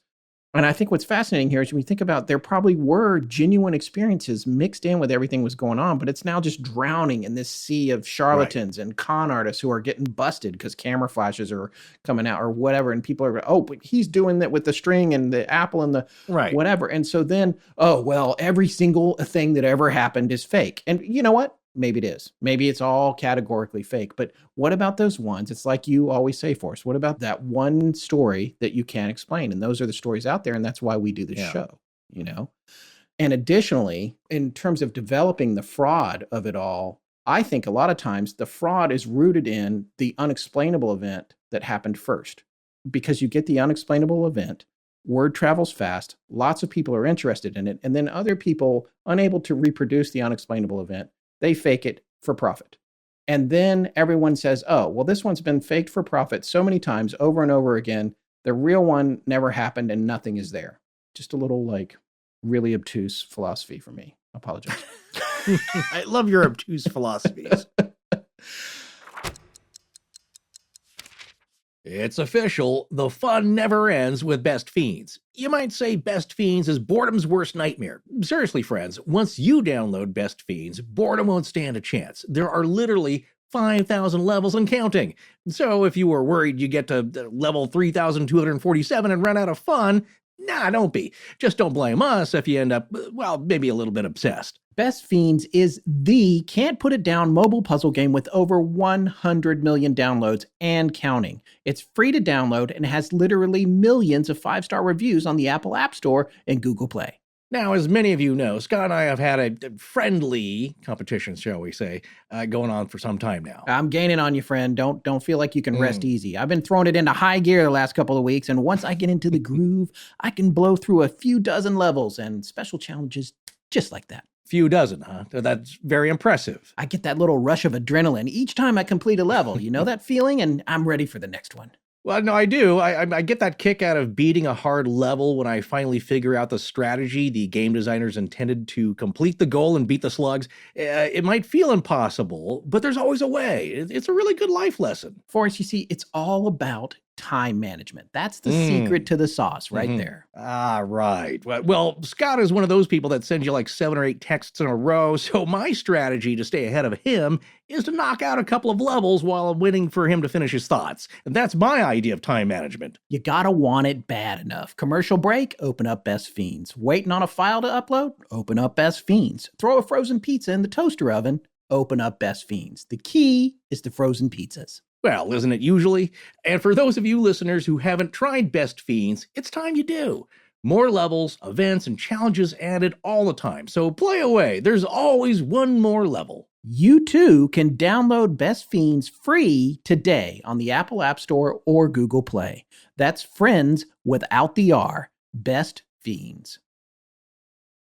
I have a question for you guys, our listeners. If you could be an expert on any topic, what would that be? Think about it for a second. Maybe some of you thought history, like World War II or the Middle Ages or pirates. Maybe some of you thought of learning more about wines and craft beers. Maybe photography, cryptocurrency, science fiction, or I'm trying to think of some... Or infectious diseases? I think we could all benefit from a little more knowledge on that topic. I mean, my point is that when you sign up with the Great Courses Plus, you can explore all of your curiosities. Because there are literally thousands of evocative, mind-expanding lectures you can stream from the comfort of your own home. You don't have to choose just one. And today, our listeners can check out any course or lecture for free. Yep, that's free access to their entire library. Just sign up at thegreatcoursesplus.com/legends. You know, one of the things I love about lifelong learning with the Great Courses Plus is that it's greatly expanded my knowledge base and it's information that's stuck with me.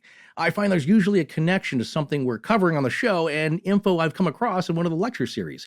For example, researching the Ouija board got me to thinking about how divination has always played a part in the ancient world and continues to this day, as a way for people to try and get answers to make sense out of the mysteries of the world. Like from the series The Celtic World, the Celts used birds for divination purposes, which was a mainstream practice back then. And from the lecture series The Mysterious Etruscans, I learned that they inspected entrails for divination, and that Etruscan discipline transferred to the Romans, who used it to select 3 of their 7 kings. And every major public event, from Senate meetings to declarations of war, had to be approved in advance by the gods through divination. Well, back here in the modern world, Earth to Forest, and completely off the subject of Ouija and woo-woo, I've been enjoying a very enlightening course called International Economic Institutions, Globalism versus Nationalism. These terms are tossed around every day in the media and politics, of course. And this is a fascinating course that explores this first time in world history, human history really, where products, services, technology, money, and information flow virtually unimpeded throughout the world. The Great Courses Plus gives you access to experts on topics from the best universities and institutions around the world. No matter the subject, you are receiving high-quality, reliable information. And don't forget to download the Great Courses Plus app to learn on your own time on any device. Forrest and I love it. You're going to love it, and your kids will love it too. And get this, the Great Courses Plus is offering our listeners a full month of access to their entire library for free. That's access to any and all courses for the next month completely free. Don't wait any longer. Go to thegreatcoursesplus.com/legends. That's thegreatcoursesplus.com/legends. Hey there, everybody. This is Marco from Dallas, Texas. And I hope you enjoy listening to Astonishing Legends with Forrest and Scott, because now it's time to get back to the show. Well, I'll tell you what, I did not expect all this to be so fascinating. I also didn't expect to find so much information about the evolution of all this, which obviously we wouldn't have without Brandon. So Brandon, thanks again for coming on the show. This next part that we're going to talk to him about is how the Ouija part of this, we're past the Planchette now. Now we're getting into the Ouija portion of this story, which is fascinating. So Forrest, maybe why don't you can do a little bit of a primer for our listener about how it became a game and the patent process with all of this. Right. Well, now the cultural stage was set for the creation of something that was seen as a fun tool or maybe even a toy or game that was just an aid or tool for spirit communication, but one that could be used not just by psychic mediums, but by anybody who had one. Well, here's an interesting statement and thought that Brandon mentions in the Smithsonian article. Think about this. Spirit communication, it was fascinating and it provided chills and thrills, but it can also be time-consuming and really boring without a better way to facilitate the messages from beyond. So imagine this. Imagine how you'd have to do this. Without a device, you'd have to get letters to spell out words merely by waiting for ghostly knocks. Think about it. You have to call out each letter of the alphabet, A, B, C, D, or a series of numbers, and you have to wait for a knock to happen, like, okay, B, or you get to Z, and then you have to start all over again, reciting the entire alphabet. So you have to do that until you get a knock from the great beyond, and you have to keep repeating the process. Did you see that movie, The Diving Bell and the Butterfly? Oh, yeah. Saw it when it came out. Yeah. Yeah. Advertising exec, I think, wasn't he? I can't remember, but I just remember the circumstances. I remember that feel like he had a convertible Jaguar or something, and he was driving it, and he had like a stroke or something, and just like pulled over to the side of the road and was just never right again. Yeah. Or an aneurysm. It was an aneurysm. I'm sorry. Oh, I see it as a massive stroke here. Yeah. Oh, okay. Or one of the two. Okay. But basically, he had what is known as locked-in syndrome then. So he could only move his eye, and I believe, unfortunately, the other eye had to be removed. So that was it. That's the only thing he could move. But he was still very conscious, brain fully functioning inside. But he had to communicate by looking at a chart of the alphabet. And he dictated a whole book. Yeah, he wrote a book. That's right. Yeah. It's an amazing film. If you haven't seen it, I think a lot of people probably don't know about it. The Diving Bell and the Butterfly. It's gorgeous. It's great, too. Yeah, really beautiful movie. Yeah. Yeah, but that's the idea. And so very time consuming, and for a family pastime, as Brandon Hodge says, can get very boring. So, like all paranormal research, I mean, that's the thing. You got to remember, when you're on the TV and you see these ghost shows or whatever, they're cutting together 5 minutes of activity after 8 hours of 25 cameras trying to catch something. Right. Which is, of course, what I was like, nothing's going to happen here at the Sally House, but well, nothing at first. It's not like you got slapped on the forehead. No, we'd been there at least 20 minutes, I think.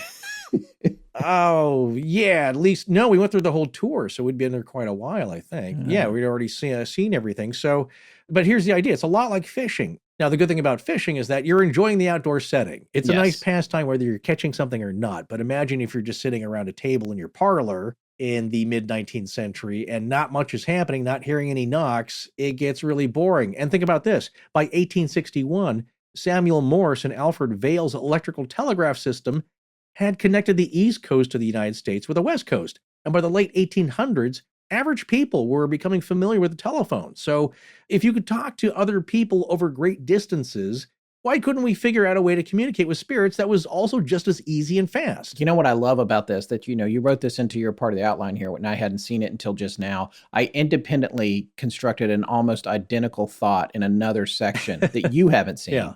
But it was the same idea. And because the idea that I was talking about was how this thing was born of trying to create technology that could enhance this connection. And at the time, everyone's learning, oh, look, these invisible forces that we don't really understand are allowing us to communicate over long distances. Why can't we communicate with the dead? Because they just went to the same place the electricity comes from, somewhere else. That's very fascinating. And of course, I found this sentiment also, this statement and an idea in the Smithsonian article. But the idea is that it's about people's expectations around this time. As you said, it's like this unseen force, electricity, is letting us communicate with a telegraph, with a telephone over very long distances. But what I find interesting in what you just brought up is that it's about people's perception of the great beyond, where people go after they die, as being a long, long ways away. Right. However, they might be right with you in the same room. Conceptually, we have to think of them as like, no, they've crossed the great chasm, the river Styx. They're so far away that we'll never see them. However, they're able to visit. So in one sense, it's like cognitive dissonance. Right. They're a long ways away, but they're also sitting in your face. You just can't see them.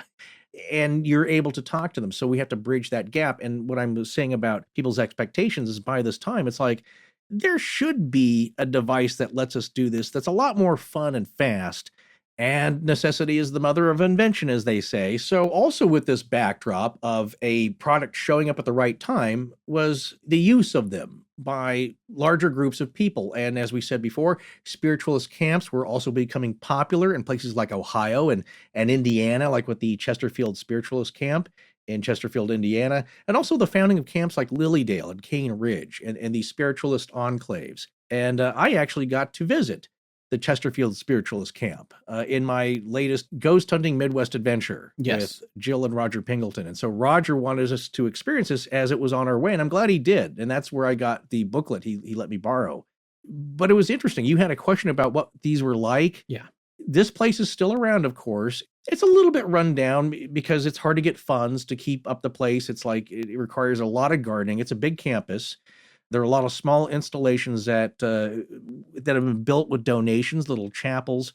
There are still houses there that are still being maintained and lived in. And I believe you can apply if you have some kind of endeavor that involves the metaphysical. You're a spiritual medium, a psychic medium. You do some kind of work there. You can apply to live there and take care of the house. And so there's people living in there.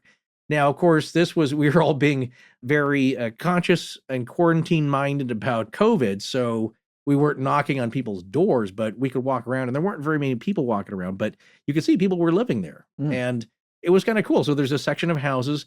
There's a nice park, kind of the central setting where there's these concrete small tables of one-on-one seats right across from one of the other. And Roger said that's where mediums, and maybe there's 30 or 40 of them in the kind of the central part of the park, where people could practice giving readings to each other, or people that were visiting the spiritualist camp. You can come get a reading in a group setting. No, so it's like going to a cosmetology school and getting you can go and get test makeup. Exactly. Yeah. So it's very interesting. The other side thing that Roger wanted to show us that unfortunately the auditorium where these paintings are housed was closed. In there are some spirit paintings. Now, this ties in with the history of Ouija and the Planchette and spirit communication devices because it's also called spiritualist art derived or originating from somewhere beyond. And the paintings that are housed there that we didn't get to see are by the Bangs sisters, Bangs, and the rest is sisters, like Fox sisters. But Scott, I told Scott this story, and you were kind of fascinated, and we need to dig into this. And again, this could be another episode. But apparently, they would have blank canvases on stage in a demonstration fashion, and they would conjure the images onto the canvas. Yes, of deceased family members of people in the audience. Yeah. I guess there was a mist of some kind, maybe some ectoplasm. The next thing you knew, these images would appear in the likenesses of departed family members. And of course, people would be freaked out. And if you had to fake that, the people in the audience would have to be in on it, providing an image somehow. So of course, people have tried to debunk that. I don't personally know whether it was a hoax or not, but it's fascinating. And the pictures are kind of weirdly creepy cool. So that's there. But anyway, yeah, so I did get to visit Camp Chesterfield. That started in 1886. Around that same time, Camp Chesterfield was established. There was a report from the newly formed Associated Press about spiritualist camps in Ohio using a talking board or a spirit board. Basically the same thing as as we know as the modern day Ouija board. And this device used a planchette to point to letters and numbers on a board that would quickly and easily spell out words from the ethers. So guess what? This gave Charles Kennard of Baltimore, Maryland, a savvy businessman, more than a spiritualist, an idea to mass market a board game of sorts based on this idea that would satisfy this already well-established craze for talking to dead people in an easier way and making a bundle doing it. And so the Kennard Novelty Company was established by Charles in 1890, along with attorney Elijah Bond, a surveyor named Colonel Washington Bowie. And with these gentlemen, this made up a total of 5 initial investors. And the Kennard Company would become the first manufacturers of the Ouija board. So many of these items get their start as an outgrowth of table tipping phenomenon. So there are ways to expedite mediumship communications, okay? So you can have your rapping mediums, and you did. Very early on, automatic writing, direct automatic writing takes hold, where the medium would go into a trance, write out a message with a pen in hand. And then also direct voice channeling is really the most direct manner, where I would go into a trance and literally communicate in a possessive-like trance, communicate words from the spirits. For those absent those talents or training, and particularly for those people at home that were enamored with investigations and experiments into table tipping phenomenon, where you didn't need a medium. You could just try it at the kitchen table. You have, particularly in Europe, a lot of experiments taking place with investigators that are looking for ways to refine those communications. And so that is where we get the earliest development of devices. And they all kind of happen at once. In Berlin, you have Adolphus Wagner creates a tabletop device that harnesses directly. His idea is if you can move the table in this mysterious means, you could also manipulate this strange crisscross device he made. It was a tabletop device. It had these paddles where you would place your hands, and the movement, it had an indicator. For the listeners who are familiar with early photocopy technology, they're called pantographs, where you've got a pencil on one end, a pointer in the other, and everything you draw with one pencil would be enlarged with the other end of this crisscrossing wooden slat mechanism. Right. He basically developed one of these to where everyone placed their hands on it, and in these wooden slats crisscross, it was an indicator that pointed to an alphabet board that was placed on the table. So you'd screw this thing in, and he applied the principles of the strange movements under the hand of the table tipping sitters to this device, which he called his psychograph. He has competition in a different way. Daniel Ornug develops what he calls his Emmanuelector. And this is a tabletop device, as many others of this area, that attempts to directly harness the strange movements of the table. And as it tips back and forth, this thing is screwed on the edge of the table. It's counterweighted. And as the table moves back and forth, a dial turns and points out letters and numbers. And here in America, we have Isaac Pease, who actually invents a little cigar box tabletop device that has a dial on it and a counterweight. And again, directly harnessing those strange movements of the table and translating the movements directly to this alphabet dial, so that as it moves back and forth, it's spelling out yes and no answers and or alphabetic communications through these dials.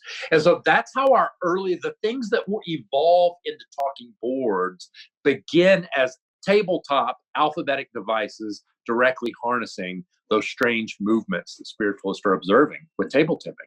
The planchette itself comes out of that exact same use. So the earliest planchette attempt is literally attaching a pencil to a small table, and the sitters spread out paper on the floor. This is in Paris, France, and they try to write, but it's too bulky. And the spirits get a little frustrated with this process. And we have, thankfully to Alan Kardec, he was gifted the original seance notes, which he published in his medium's book, in Spirits book in Paris.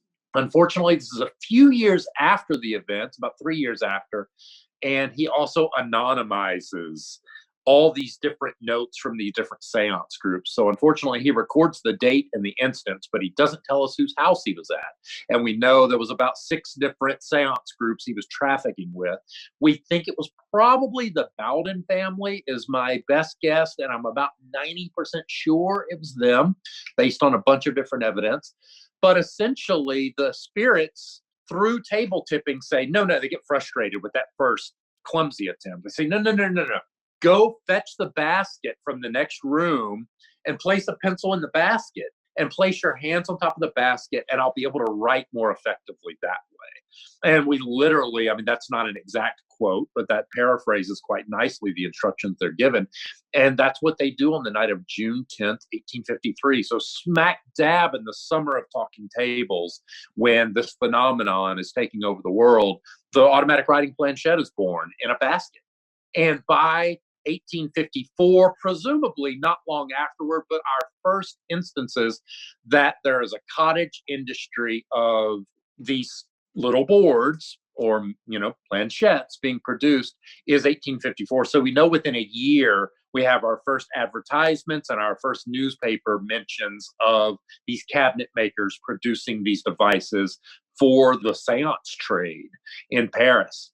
They will jump the channel over to England, and they will finally come to America in 1859 in the hands of two prominent American spiritualists, Robert Dale Owen and Dr. H.F. Gardner, who will deliver them to a Boston bookseller who I'm again about 90% sure is G.W. Cottrell, who will produce about 50 copies of these Parisian boards as the Boston Planchette, and it languishes on his bookstore shelves and needs a bigger kick in the pants. So the Planchette will sit there for a few more years before it itself will explode into a national craze. This Planchette, at this point, we are just talking about an automatic writing device. You need to put this on paper or whatever. There's no relationship to any kind of board at this point.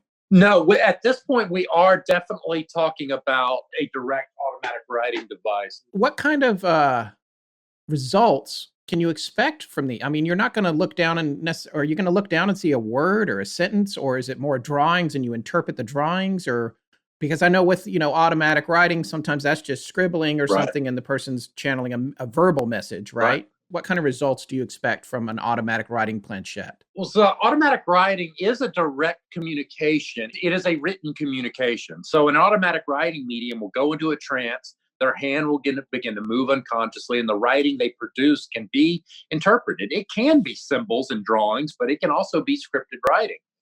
And the planchette is going to make that experience, rather than relying on an automatic writing medium, is going, like table tipping before it and talking boards after it, is going to make that phenomenon a shared collaborative experience. And it's going to do it with a product, and that's going to be the planchette. This is probably an 1890s EI Horseman scientific planchette in its very rare red labeled box.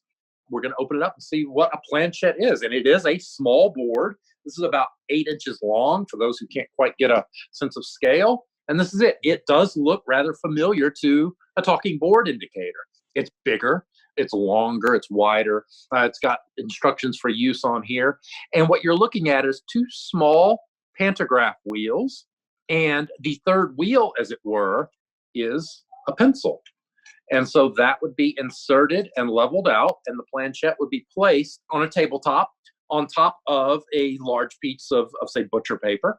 And the experimenters would then place their hands, just as we are familiar with in the modern era of the talking board planchette, place their fingertips on top of the board. And just like the tables, it would begin to move mysteriously. And this would, in effect, produce collaborative automatic writing. It produces it, unfortunately, kind of in a steady line, but it produces a legible communication.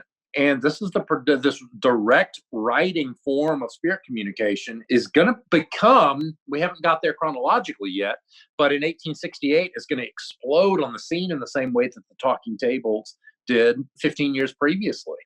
And it's going to become the most in vogue form of spirit communication, or at home, spirit communication that the world has seen really since the Fox sisters made their first splash. It starts with the table tipping. Then it comes down to people trying to figure out how to capture some kind of communication from the table tipping action, at which point that evolves all the way to even attaching a writing implement to a table. Right. Then the planchette is essentially just a tiny table. Exactly. And so now we're taking the table and focusing more on the message that the little tiny table is going to make. So then we're putting something underneath it to be able to read or absorb that message. Yes, perfectly put.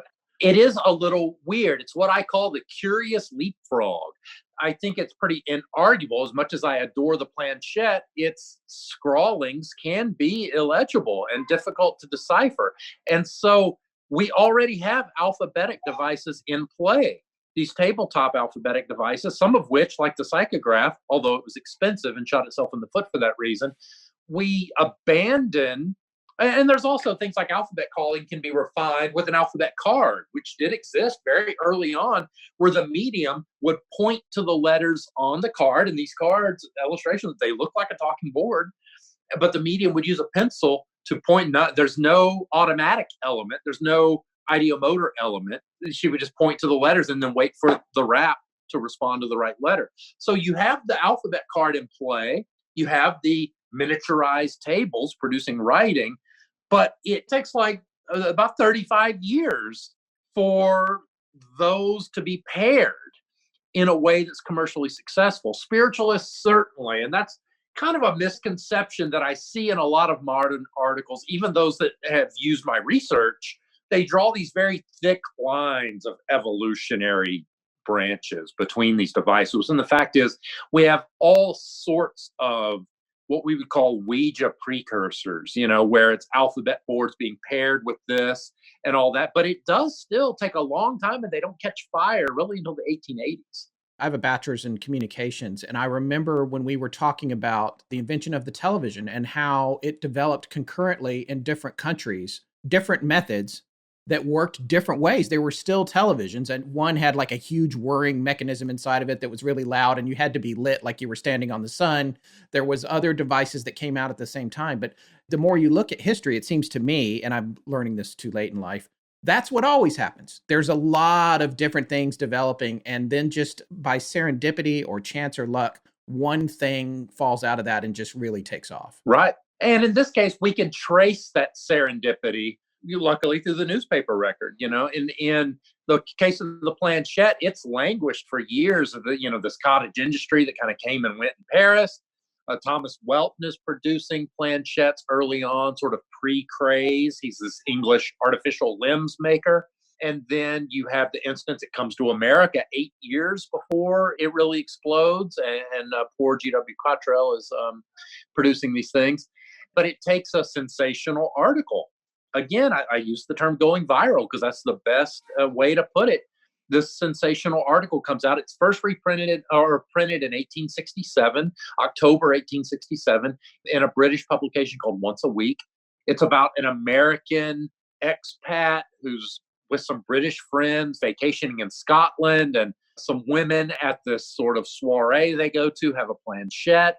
And it tells this very sensational story of the communications they received from it. And this article catches fire and is reprinted, on the continent. It's reprinted, here in the U.S. and is so effective at stirring the passions of planchette use that it's reprinted. I still find it in specimens in the boxes of planchettes as late as the 1920s, where the story is reprinted as sort of a sales pamphlet. And that it gets reprinted, and suddenly the demand for planchettes skyrockets. Backing up just a little bit to the origin stories and some of the stuff that I read on your website that I did want to touch on before we got too much further away from the beginning of it.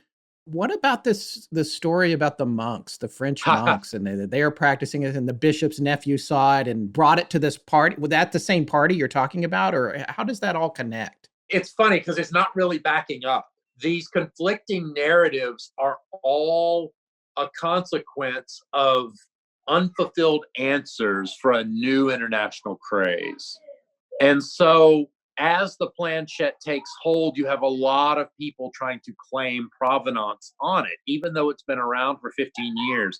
You suddenly have all of these companies claiming that they have patents either applied for or granted, when we actually only have one planchette patent from that era. It was really not a patentable device. And we'll come full circle to the Ouija board and the patent that it was granted and how it should never have been granted, in the way that the planchette patents were also similarly not granted, because it was already a thing. Like, it was already public domain, right? And it's sort of the same way with planchettes.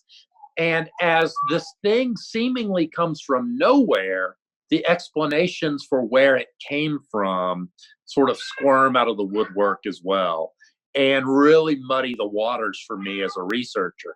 So you have a lot of competing narratives for the origins of this device that come out in the wake of its great craze, as people are trying to explain the origins of it and where it came from and how it came out of nowhere, essentially. Yes, dear. Why do you think no one kept track of the history of something that was such a sensation in its day and grew to such popularity for 100 years before, we get into the modern mid 20th century where it's still popular. Why did nobody keep track of this, and why is it so hard to find? This history wasn't traced. I mean, it was of the moment. The history that I have told through my website, my research, is the reconstructed history of all the bits and pieces of people, and not even them trying to explain where it came from. A lot of this is just a consequence of other writings. In the same way that, like, the example I thought of actually on a drive yesterday was, there's probably somebody in the world documenting inflatable seasonal yard decorations. Right. Maybe. Actually, I should change that. There's probably not anyone documenting the history of inflatable yard art or collecting it. And 50 years from now, that stuff might be highly collectible. And we wonder, well, where did they all go? They're so common. They're in everyone's yard. You can't drive a block without seeing an inflatable pumpkin. No way are those ever going to be worth anything. And that's exactly how things become valuable.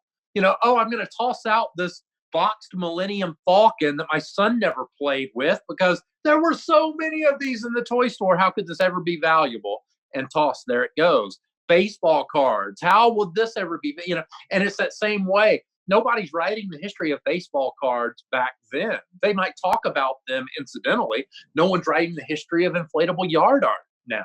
They'll get mentioned in the papers. This kid had an accident or, whatever we can reconstruct in the future.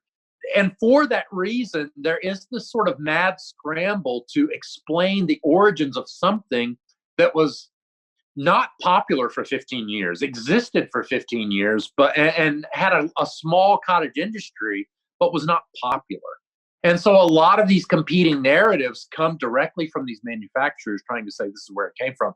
The whole Franciscan monks and the nephew of the Bishop of Viviers and all this, like, muddies the waters in a way. There's also this fervent partisan. That's a quote from one of these writings that was actually an American that suggested this, and that he was, I believe he was either a Union or Confederate general that was in Paris that somehow introduced this idea, and we traced it out. There were only so many Union generals. And like me and my co-researchers, were like, okay, who could that have been? Who was in Paris in 1853? And, we ended up honing in on 3 different people, but can find no proof that they were involved in any way. And there's also this very Victorian way of writing.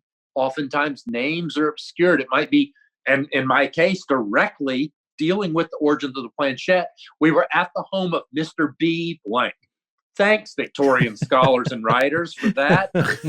Mr. B. dash. And There's so much of that, the sort of built-in anonymity. There are competing narratives, but it's my belief, my fervent belief, that Alan Kardec, he has the most definitive account, even dates it.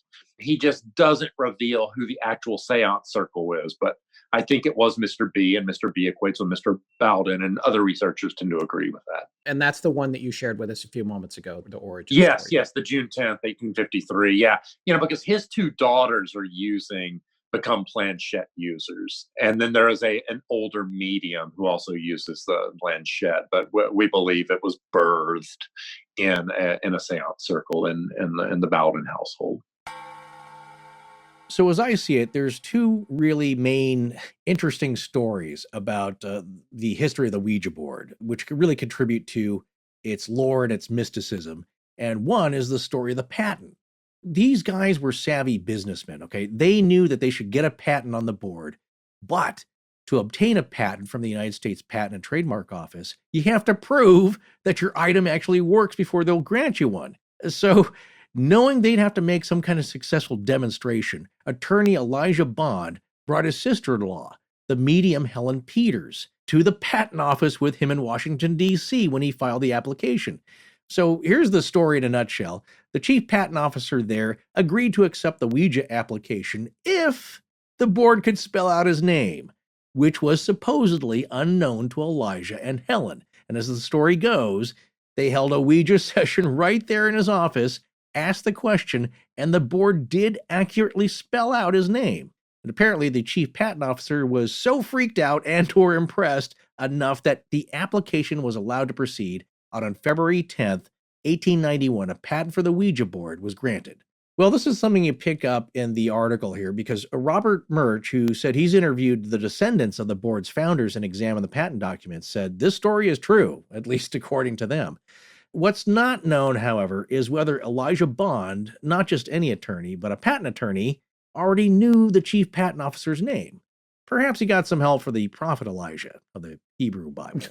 That's a whole other story. But the interesting takeaway here is that the patent application didn't say. What it didn't say was how the board actually worked. Not that the Kennard Novelty Company founders could tell you, because it might be like the source of all information in the realm of the psi phenomenon, and that's the Greek letters PSI.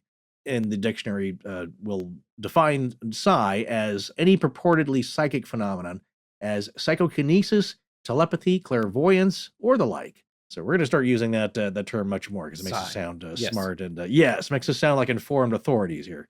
We've talked a little bit about this in our other coverage of things like remote viewing and where this information comes from. And you've had your own experience now with remote viewing. And back then, Ingo Swann, one of the originators of the remote viewing program for the military, his term for it was because people ask, where's this information coming from? And we talked a little bit about this in Edgar Casey's view as well. So the same terms apply here. And his word for it was, it comes from the Matrix. Yes. And I would love to think that idea is sparked from him, that it's a woven fabric of information out there that we're somehow able to access. Or, as we said before, some like to believe it's the Akashic record. But if you ask Lori Williams, she said, well, look, we can't tell you. Use whatever term or idea you want to. It just comes from somewhere. It comes from not here. That's the thing is that you definitely has access to some subconscious properties, but that's the big question. Is it within us? Is the knowledge already within us? As you mentioned earlier, the ideomotor function phenomenon here, that we're just doing it. And then where do we get that information? Or is the information external and it's being beamed to us? We're accessing it through this board or some device or a tin trumpet, something, That's the big question that you're never going to get to. But it's just so fascinating to me that in a general sense, it's believed that the information comes from someplace beyond your conscious, typical experience. And then you got to wonder, what are the mechanics of how that metaphysical information gets to us? Is it solely through a device, our conscious minds? But whatever the source, that aura of mystery in just what made it seem to work only added to the Ouija board's popularity and success with the public. And it was quite successful. Yeah, it's not hard to find old ads for the Ouija board. They're all over the internet. They're so fun to look at because what a fun thing to market as a marketing person. You come back and look at that. This is one ad for us that you dug up. This is from Danziger and Company, which their slogan says, always the first to introduce any new novelty. This time, Ouija, or Ouija, depending on it. Back then it was probably Ouija, right out of the wonderful talking board.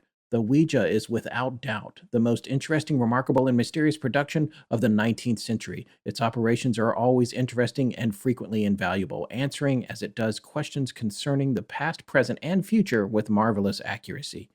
It furnishes never-failing amusement and recreation for all classes, while for the scientific or thoughtful, its mysterious movements invite the most careful research and investigation, apparently forming the link which unites the known with the unknown, the material with the immaterial. It forces upon us the conviction that a great truth was contained in the statement of the Danish prince.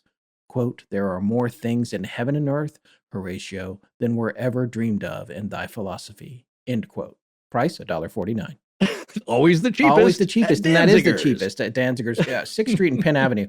And the thing about this that I will say it's the cheapest because every other ad I found, it was $1.50. Ooh, there you go. Undercutting the competitor by a cent, which actually back then was somewhat significant. Yeah. And here's the other thing about this. It's a piece of wood and another piece of wood. It is, we're selling there's some printing on it, sure. Yeah, some printing. Okay, a little ink, a little paper, maybe glued to it or something. Or it's painted. But Scott, you just hit the nail on the $1.49 idea here is that you're not buying a piece of wood with a rolling piece of wood on top of that. You're buying entertainment and possibly maybe you're buying the last communication from a past loved one. Which you can't put a price on that. No, you can't. Right. With Google Street View, though, I did look at 6th Street and Penn Avenue, and then I think there's just a 7-Eleven there. There's also a theater, though, Yes. close by. But yeah, Danzinger's, I do not believe is still there. But No. that gives you an idea. Like, geez, talk about ad copy. Yeah. Getting highfalutin there. Yeah. It's a lot of copy. Shakespeare and very metaphysical there. But that gives you the ideas that they know how to tap into what is appealing to the purchasing public at this time. And in just a year after that patent was granted, the Kennard Novelty Company was expanding from just having one startup factory in Baltimore to having 7 total in cities like New York, Chicago, and London. But by a year later, in 1893, an original employee, stockholder, and protege of the aforementioned Colonel Washington Bowie, named William Fold, had taken over operations, and Charles Kennard and Elijah Bond were no longer with the company. By 1898, William Fold had exclusive licensing rights to manufacture the Ouija board, with approval of his mentor, Bowie, who was one of the only 2 original investors left and the majority shareholder. Colonel Bowie would end up selling his remaining interests in the company to Fold for $1 in 1919. He couldn't even buy his own board for that. Yeah. Well, it turned out to be a good investment for Fold to stick with the company as being one of the first ranking employees here, but also an investor. So he put up some of his own money, apparently, because during Fold's time with the company, he prospered greatly, while some of those who were first involved with the company were now out and tried to sell their own talking boards with little success. Weirdly, he claimed that the Ouija board had told him to build a new factory, which he did, but that might be part of the lore, the mysterious lore of the board. And then he promptly died falling off the roof of it in a freak accident in 1927. And here's another interesting twist. His obituary in the New York Times had claimed he was the inventor of the Ouija board, and many people associated his name with having invented it, although Fold himself never claimed to be. I'll tell you what, if you haven't had a chance to check out our updated website and store, we hope you do. We're so pleased with the new look and all the changes. We know you're really going to appreciate the renovation. Yeah, it's looking pretty good. And a big shout out to Squarespace for the most delightful experience and result. We've said it before, but legitimately their user platform is the best to work with, hands down, especially for a couple of novices like us. And I actually have fun playing around with it when we have to create a web page for an episode. But I asked our web designer, who's an expert with several web building platforms, what her favorite was to work with. And without hesitation, she said Squarespace was the best. And for end users like us, we wholeheartedly agree. We were able to quickly try out our new ideas, tweak things here and there as we went along, as our vision developed, to get things just right for us. And I know Squarespace can do the same for your small business. You got to give them a shot. It's really just fun to pick a designer template and play around with it and experiment. You can get really into it. Whatever your business needs, it's all there. Domain names, sure. Website, of course. Build an online store like we have. And yes, all the marketing tools you want are included. I know a lot of small business owner-operators might feel intimidated launching a bona fide professional multitasking website, but we're here to tell you that Squarespace has taken so much stress out of the process. And really offers you the control and flexibility to construct the site you need. And like we said a week or two ago, we actually utilized their designer marketplace to seek out and work with a professional, and we couldn't be happier with that resource. We partnered up with a designer there who's incredibly gifted and forward-thinking, and you'll have access to this talent as well if you want it. Squarespace is the all-in-one platform to build a purposeful, individualized online presence. And we do a fair amount of the day-to-day management ourselves. Check out squarespace.com/legends for a free trial. And when you're ready to launch, use the offer code LEGENDS to save 10% off your first purchase of a website or domain. That's squarespace.com/legends for your free trial. And when you're ready to launch, use the offer code LEGENDS to save 10% off your first purchase of a website or domain. These days, it seems like people are putting CBD in everything. There's a lot of noise, but there's one company from Vermont that's worth the hype, Sunsoil. Yeah, part of my Sunsoil CBD routine was taking some before or after a jog, and I still do that, but I added to my routine. Sometimes I find that after 12 hours of cramming my head with research, my mind is exhausted, but I still have trouble falling asleep with all that info swimming around. And then I'm anxious about recording the next day. So 20 milligrams of the CBD liquid soft gels I find helps me relax my mind and body enough to get to sleep. I like the soft gels because they're easy to swallow. They're made with a vegan-friendly plant fiber, and you don't get that funky taste in your mouth from dropping the oil under your tongue. Sunsoil is USDA certified organic, and that's an important distinction to mention because, as many of you know, USDA certified is a much stricter standard than the general term organic used in a lot of marketing these days. And since their CBD is extracted by them from hemp plants they grow and oversee on their own farms in Vermont, they never use pesticides, herbicides, or GMOs. No CO2, no ethanol. How the hemp is grown really matters. I do my best to read labels and ingredients. It's important to me to eat as clean as I can, when I can. So I appreciate how upfront Sunsoil is about their products. They clearly label the amount of CBD in each serving, and they test every batch of product and publish the results on their website. To sum it up, Sunsoil is made from things we can identify and pronounce. Ingredients like coconut oil and hemp, rolls right off the tongue. Hey, there's no doubt about it. Sunsoil makes CBD oil with simple organic ingredients, and you can get 30% off your first order by going to sunsoil.com/legends. That's sunsoil.com/legends for 30% off your first order. sunsoil.com/legends. This is Ethan from Tennessee. When I'm not researching cryptid encounters or indulging in extraterrestrial contact, I listen to Astonishing Legends. Let's get back to the show.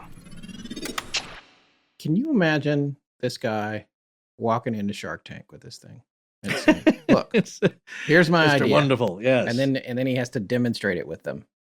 Well, here's the thing that I would say, even on that show, yes, they're all sophisticated, savvy people on the panel. I certainly enjoy watching them. But if he was able to spell out the unknown name or an unknown factoid that only maybe Mark Cuban or Mr. Wonderful, only they knew, and it worked and it freaked them out, you would get their attention. You would, but would they put millions of dollars in it to make millions of them? If it did it most every time. Yeah, that's the thing. It's like, you're not going to waste their time in 5 minutes. Like after 1 minute, it's like, get out of here. You're moving it. Board. No, yeah, you are.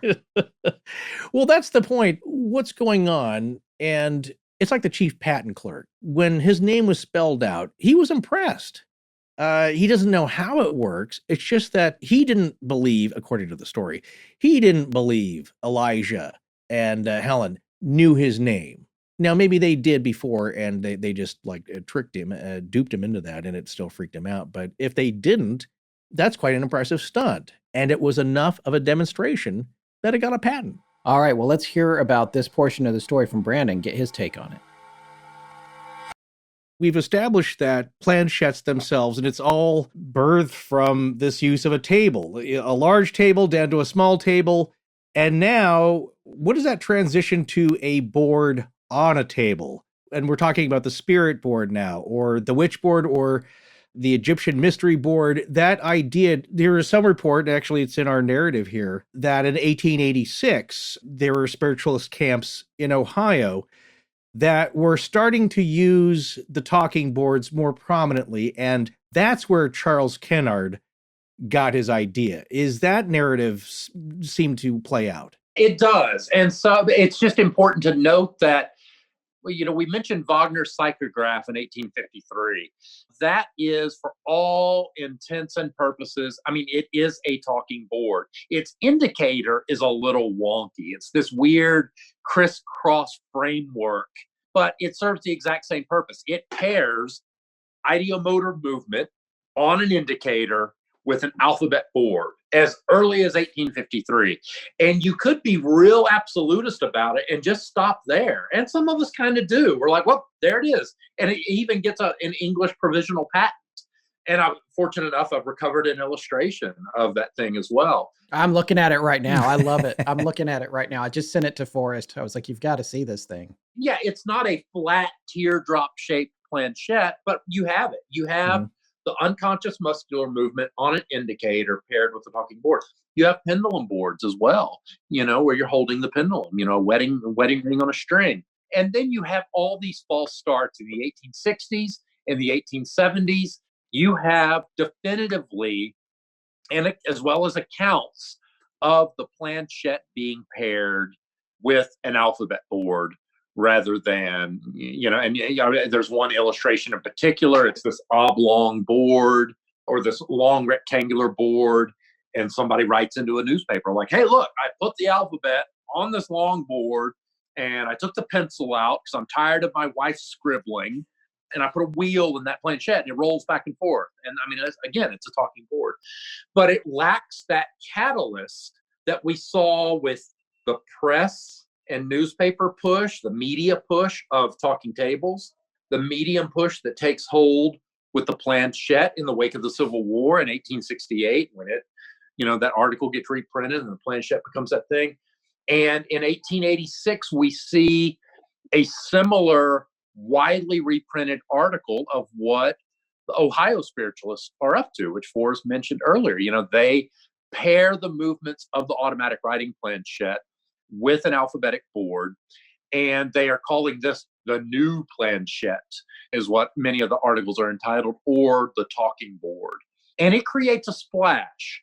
It's not the national sensation that the planchette. You don't suddenly have all these people producing talking boards. You do have the W.S. Reed Toy Company does produce what they call their witch board, getting a jump on the later manufacturers, Charles Kennard, by 4 years. They produce a witch board. There may have been more than one, and they send it to President Grover Cleveland in his famous White House wedding, and wishing him well in his administration. And he actually writes them a letter back saying, well, we're not going to use this for any policy decisions, but thank you very much. And so actually you have a toy company that produces some of these boards in the wake of this slightly viral-ish reprinted article that hits the national newspapers here in the U.S. But they don't commercialize it. It takes Charles Kennard, and yes, Charles Kennard claims he invents the talking board or the Ouija in 1886. We get this from some 1920s newspapers, some letters to the editor where all the competing interests for Ouija's history, which is now really in the middle of its second huge revival by the 1820s. Spoiler alert, the Ouija exists by that time. But someone writes a letter to the editor asking about Ouija's history, and suddenly all the disenfranchised early partners in the business begin writing competing letters to the editor, spilling the beans on where it really came from. And of course, we have the benefit of hindsight now to go back into the public record and the newspapers, and we can trace out, Charles Kennard says that he was in his kitchen and he had a breadboard and a saucer, and his mother had been a planchette user, and he conceptualized the idea of pairing the alphabet board with the automatic movements of the planchette. And then you have a local cabinet maker that steps, the son of a local cabinet maker, E.C. Reich, steps forward and says, no, it was actually my father who did that. Charles Kennard claims that he merely had E.C. Reich manufacture some of these early Ouija for him. But the fact is, it was very unlikely it was invented in his kitchen in 1886. Mm-hmm. It's much more likely it was invented on the toilet as he read the newspaper of this account that was published in the Baltimore Sun in 1886, along with many other newspapers at the time, that actually had illustrations of a very planchette-like board sitting on top of an alphabet card or board. And that idea resonated with him, stuck with him. And by 1890, that record's gone. Who's Googling in 1890 to prove him otherwise? He moves to Baltimore to commercialize this idea and sends Elijah Bond and Helen Peters to the patent office, where they're able to secure a patent on a device already been in use by spiritualists for a few decades at that point, or forms of it at that point. And certainly as little as 4 years prior had been in use and illustrated in papers, proving that he didn't invent it. It's like patenting the wheelbarrow. And that's fine if you have some new addition to it that makes it unique and stands out above the rest. That's your idea. So let's say that Charles Kennard gets an idea from the newspaper about these spiritualist camps in the Midwest using the talking board, and his bright idea is somebody should mass market this. Like, there's probably no standardization. Somebody's just there painting the numbers on. I can manufacture a board. I'll get some guys together. We're pretty savvy business people. We could start making a bundle if this thing gets standardized in a way and mass marketed. So now the idea is with he if you would, please take us through the story as you know it, with the first investors, Elijah Bond, Colonel Washington Bowie, and this group of initial investors. And how do they get that started leading up to the great story at the patent office? You know, he goes from, no kidding, selling fertilizer in Chestertown, Maryland, and introducing this board, it said, at a Halloween party. I believe it was a Halloween party at Judge Wick's house, and taking this idea with him to Baltimore. And he's a Freemason. I've seen some of his signatures on some old Freemason documents there in Chestertown. Charles Kennard. Yes. And he takes this idea with him to Baltimore with the idea to form a new company for the production of these talking boards, these standardized talking boards. He partners with Elijah Bond. He partners with Colonel Washington Bowie, all these early investors who are also Freemasons. So, you know, he goes to his local Freemason hall and partners with his brethren there in this fraternal society. And Elijah Bond takes over the patent duties for that, submits the patent under his name. They form the Kennard Novelty Company. It will, within a few short years, be known as the Ouija Novelty Company, but forms the Kennard Novelty Company in 1890, which is about the same time the first patents are submitted, when this visit where Elijah Bond, as well as Helen Peters, another early investor, take a visit to the patent office to demonstrate it. And according to family lore, they were going to be denied the patent, but they were able to demonstrate it. Helen Peters is said to have spelled out the unknown patent clerk's name with the board that he didn't, you know, he's like, it works so well, it'll spell my name, and it did. And they were then awarded the patent, again, of a device. I don't want to discredit the idea to commercialize the generic version of this. You know, obviously he deserves that credit, but yeah, unfortunately he should not have been granted patent protections on a device that he didn't actually invent. And they did make modifications. I mean, I don't know if we could call them improvements, but certainly the paddle-shaped planchette, you know, what was, I believe, and there's no proof to this, but I believe that was probably shaped that way to distinguish it from the diamond shape that was in that 1886 article and the heart or shield shape of planchettes from the craze from years before. How true do you think that patent office story is? Because that's taken from the descendants of Bond and Helen Peters, right? Right. So I think the patent story narrative is pretty reliable. It goes uncontested. So again, a lot of this early company history is taken from this 1920s newspaper spat. And so the general facts tend to be largely agreed upon, even by these gentlemen involved in this dispute, because Charles Kennard is going to get removed from his own company in fairly short order. Like these other investors take it over and boot him, and he'll go on to invent competing devices, which will be subsequently shut down.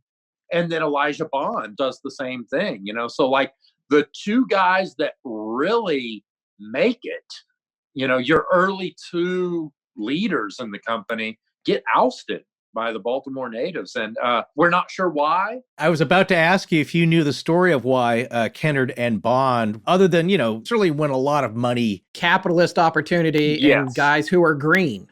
Get them out. You know, it's just like the McDonald's dudes. If you, yes. you know, if you, no, yeah, it's like, absolutely. This is a great idea. See you later. And you have to think like where the expertise was.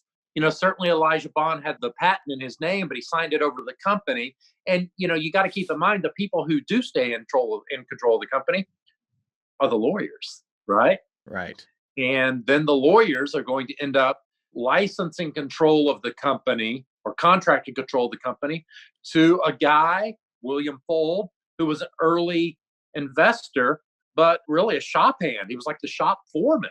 So he's working the floor. And whether they saw in him, either they just straight up got along with him better, they maybe saw him as more astute, more moldable, more influenced, who knows? Or maybe they just thought he was more responsible. Yeah. All of this is lost to history. All we know is they get ousted We also know that E.C. Reich, who contested the early invention of the talking board or the attribution of invention, he claimed that it was actually his idea and that him and Charles Kenner were partners, while Charles Kenner maintained that he had E.C. Reich make his idea. But he comes to Baltimore, stakes his case with the other founders, and actually gets awarded stock in the company, and then comes back for more a little bit later. And unfortunately, he's no longer alive in time for this 1920 dispute, but his son is. And his son speaks up and advocates for him. So these early founders were provided enough evidence, and this also might be a contributing factor to them ousting Charles Kenner. It might have been an embarrassing episode for them. Pure speculation. We don't know for sure, but we do know that E.C. Reich shows up with enough evidence for them to hand over substantial stock awards to this guy. He just shows up and goes, hey, you're manufacturing my thing, and gets 2 payoffs for it. And so it might be that Charles Kenner, was ousted just sort of out of irresponsibility as a dishonest business decision. Again, all speculation, but for whatever reason, maybe some of these, maybe all of these, maybe none of them, Charles Kenner is removed from the company, a bond at some point along with him, and control of it is assigned to William Fuld, whose name will become synonymous with the Ouija board even after his death and well into the 1960s. It's still printed on the bottom of Parker Brothers boards in the 1960s. Oh, yes, there it is. Parker Brothers. Yep. William Fuld. Yep. William Fuld talking board set, but long after William Fuld is dead, a few decades at this point, as even his son William Jr. is no longer with the company at this point. But there it is, division of Kenner Toys. Is it what is Colonel Bowie's doing that William Fuld, his protege, gets ushered in to take control, operating control of the company, because it becomes the William Fuld company? It does. It seems to be, and he's an attorney. There's a lot we don't know. We know that Bowie and his son, Bowie Jr., there's 2 juniors in this company, so it can muddy the waters a little bit. We also know that there are some shady dealings going on some level, where you have some companies that we believe must have received cease and desist letters, like W.S. Reed. We mentioned the W.S. Reed Toy Company earlier. We know in 1886, they produced what they called the Witch Board. We now have proof from newspapers of the era that they sent a talking board to President Cleveland. They should have been able to prove that their creation predated this patent and had it dismissed. But for whatever reason, they go to the toy press, they go to the trade magazines, and relinquish all control and forward all future sales to the Ouija Novelty Company. Why or how? I don't know. It might not have been worth it for them to fight it. But on the other hand, the exact opposite thing occurs, where we see Bowie in later years defending companies that are seemingly, with no other evidence, in violation of the Ouija trademarks. Even if the patent is expired by then, they are using the word Ouija in Baltimore. These are Baltimore-based companies. Baltimore Novelty Company is producing a Ouija board with the name Ouija on it in violation of their trademark, and they end up taking a case to the Supreme Court over whether the talking board should be considered a toy or not, and how it should be taxed as such. They are arguing they shouldn't have to pay the taxes on it being a toy. They lose this argument in the Supreme Court, but Bowie gets involved in this case with a company that seems to be in violation of Ouija's trademark. And so, unfortunately, the history of this seemingly selective enforcement is unfortunately lost. But we know that Bowie is up to some shenanigans because, again, selective enforcement really is the best way to put this.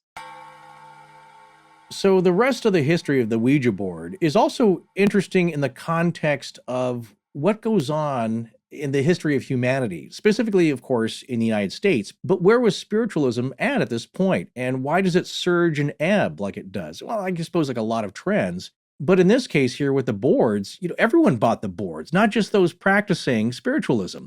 The ones that tended to not like the boards were now psychic mediums because they weren't needed if you could have a board that would do their job for them. And so looking to that popularity, there's a good quote, again, from the Smithsonian article from Robert Murch, quote, "People want to believe.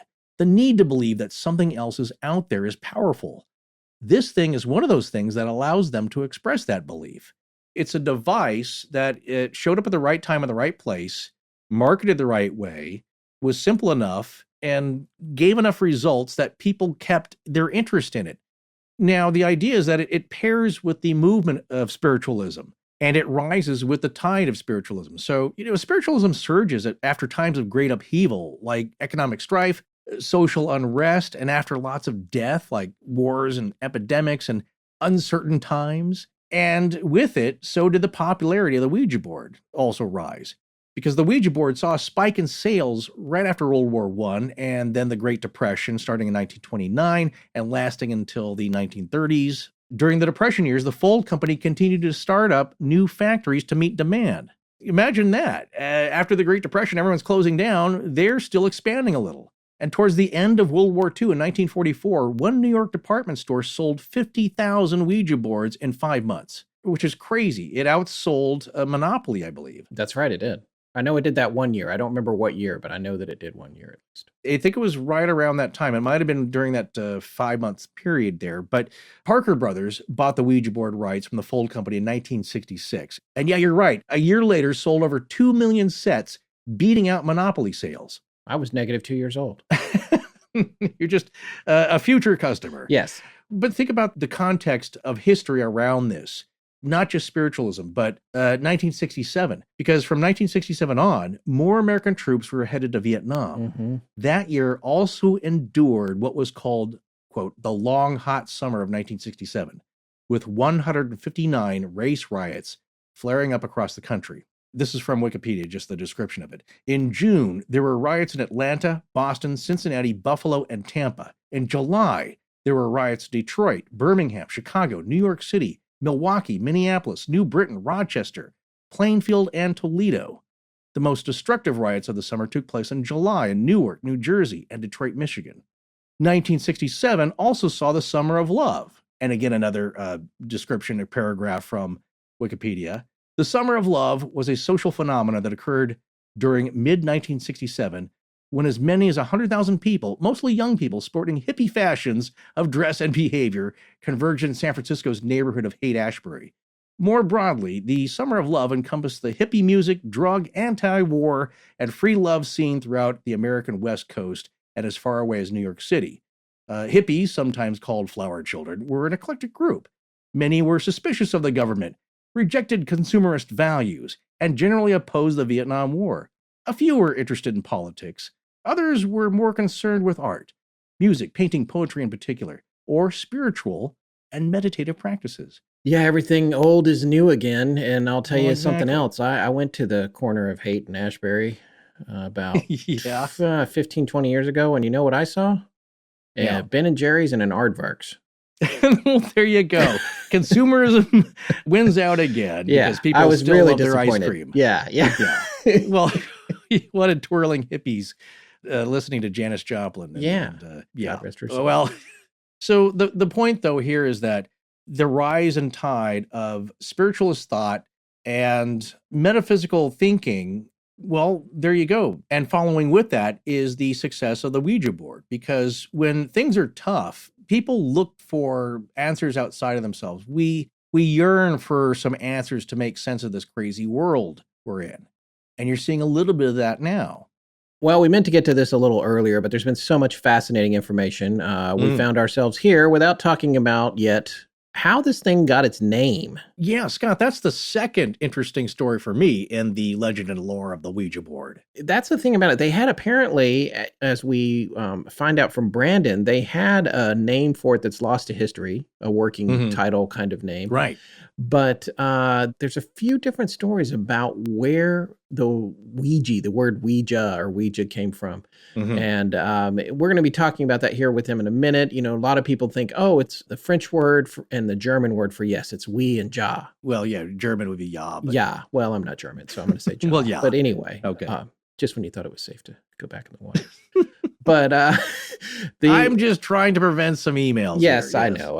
I've given up on that. But there are some other stories, and I don't want to give them away here. But the stuff that's coming in about the name of it, there's nobody better to talk to about it than Brandon. So for this next segment of our interview with Brandon, I'm going to do a Top Gear style.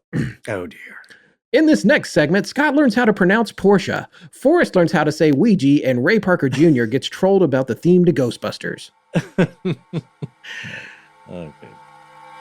All right, so coming back around to the evolution of the Ouija board, which is obviously, where we're getting to with this particular series that we're doing. Yes, Forrest? Before we get into this, Scott is still calling it the Ouija board. Oh, yes. Now, how do you say it? Yeah, I say it both ways. And the company will popularly endorse both pronunciations. Oh, see? Forrest wanted to get me there. No, I'm just saying it's taken me this long to get Scott to finally stop saying Porsche rather than Porsche. Porsche. So I thought, do I have to work on Ouija now versus Ouija? Well, like what's the accepted pronunciation? But I'm glad that they accept both. Of course, as a company wanting to sell the product, like call it whatever you want, just buy one. Yeah, exactly. Speaking of what it's called, there seem to be several competing stories about the origin of the name, and Right. you've drilled down on those. So we'd love to hear from you, and our listeners would, I'm sure, too. Where do people think that the name Ouija or Ouija came from? So for many years, the source of the Ouija's true name was under a lot of dispute. The most common theory was that, and we see this reprinted even in the 1920s, 30s, 40s, up to the modern era. It's still reprinted to this day, that it was the combination for the French and German words for yes, oui, and ja. But we actually, thanks to the rather definitive source of the company's founders, who were squabbling in the Baltimore Sun in the pages of the local newspaper in the 1920s, know that the board actually named itself. The account goes that in April of 1920, at a boarding house, some of the early company founders met, and they had a working name for the board. We don't know what that name was, but they had kind of a working title for it. And they apparently weren't satisfied with it. And so in this discussion, this outgrowth, they decide to ask the board itself what it would like to be called. Seated at the board was Elijah Bond, the patentee Elijah Bond's sister-in-law, Helen Peters.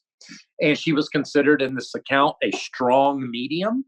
So she takes the planchette in hand, and the board, after some use, spells out Ouija, Ouija. The founders ask what that means, and the board spells out good luck.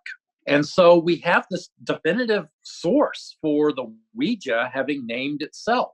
But it's such a unique name that researchers, we've often looked at what might have influenced this name. There's another part of the account where it's described that Helen Peters is wearing a locket with a woman's face on it. And apparently a word, it says it had the word Ouija on it, but the word Ouija did not really exist before this point. So it's unlikely that she just had this random assemblage of consonants and vowels on her necklace. And so someone had asked her, is that what you were thinking of whenever you spelled this out? And she said, no. Anyway, history was made. They went with it.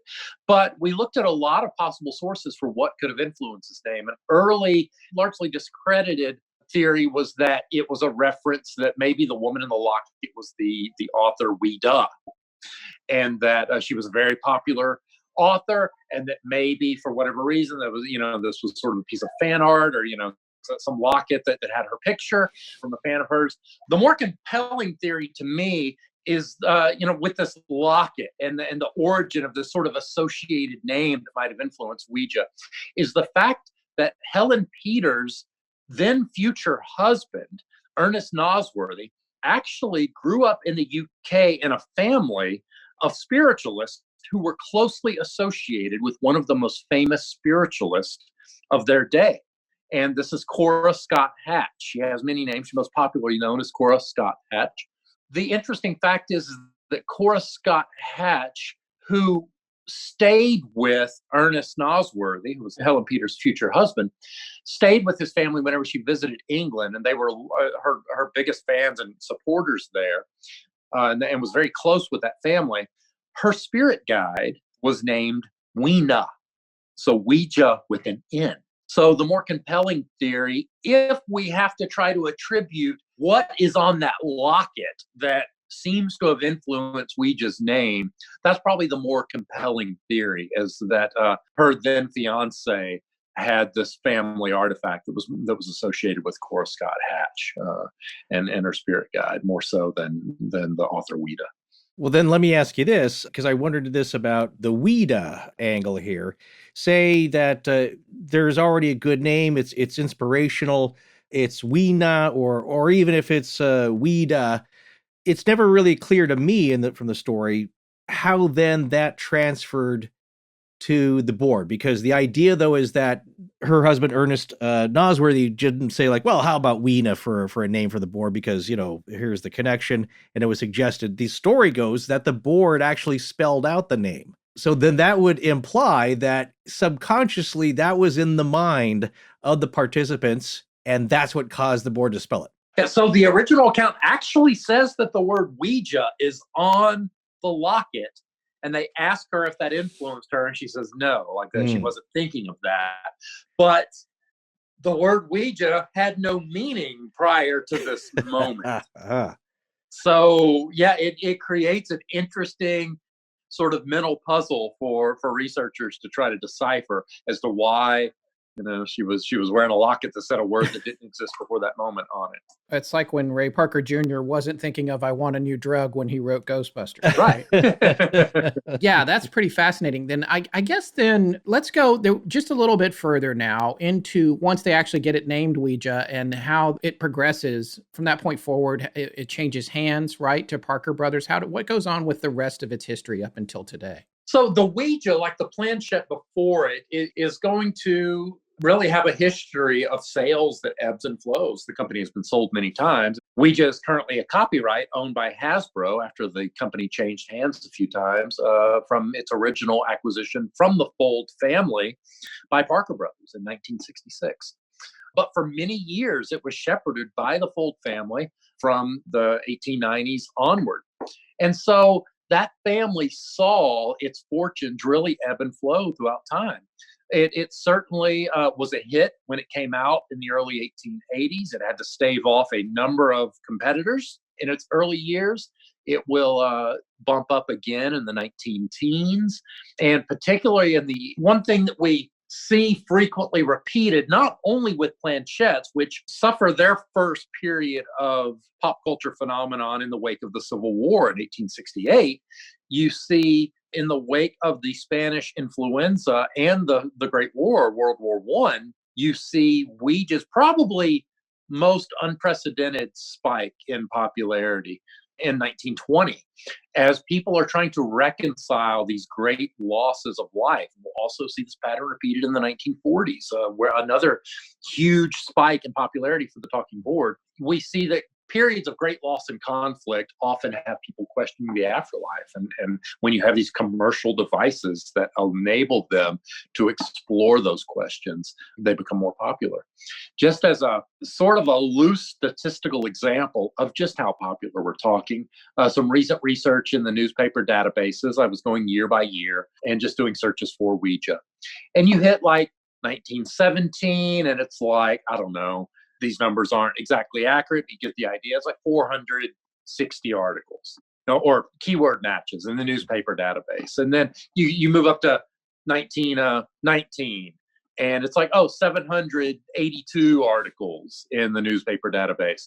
And then you hit 1920 and keyword Ouija, and it jumps to like 29,000 keyword hits. But, from a few hundred to nearly 30,000 in a 1 year period in a otherwise pretty consistent spread of a newspaper database, and massively popular music centered around it. It was the hula hoop. It was the yo-yo.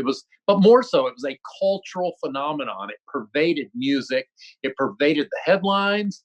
It was comics. I have, just hundreds of, comic strips that featured the Ouija, comedies and film, and we're the birth of the film era here.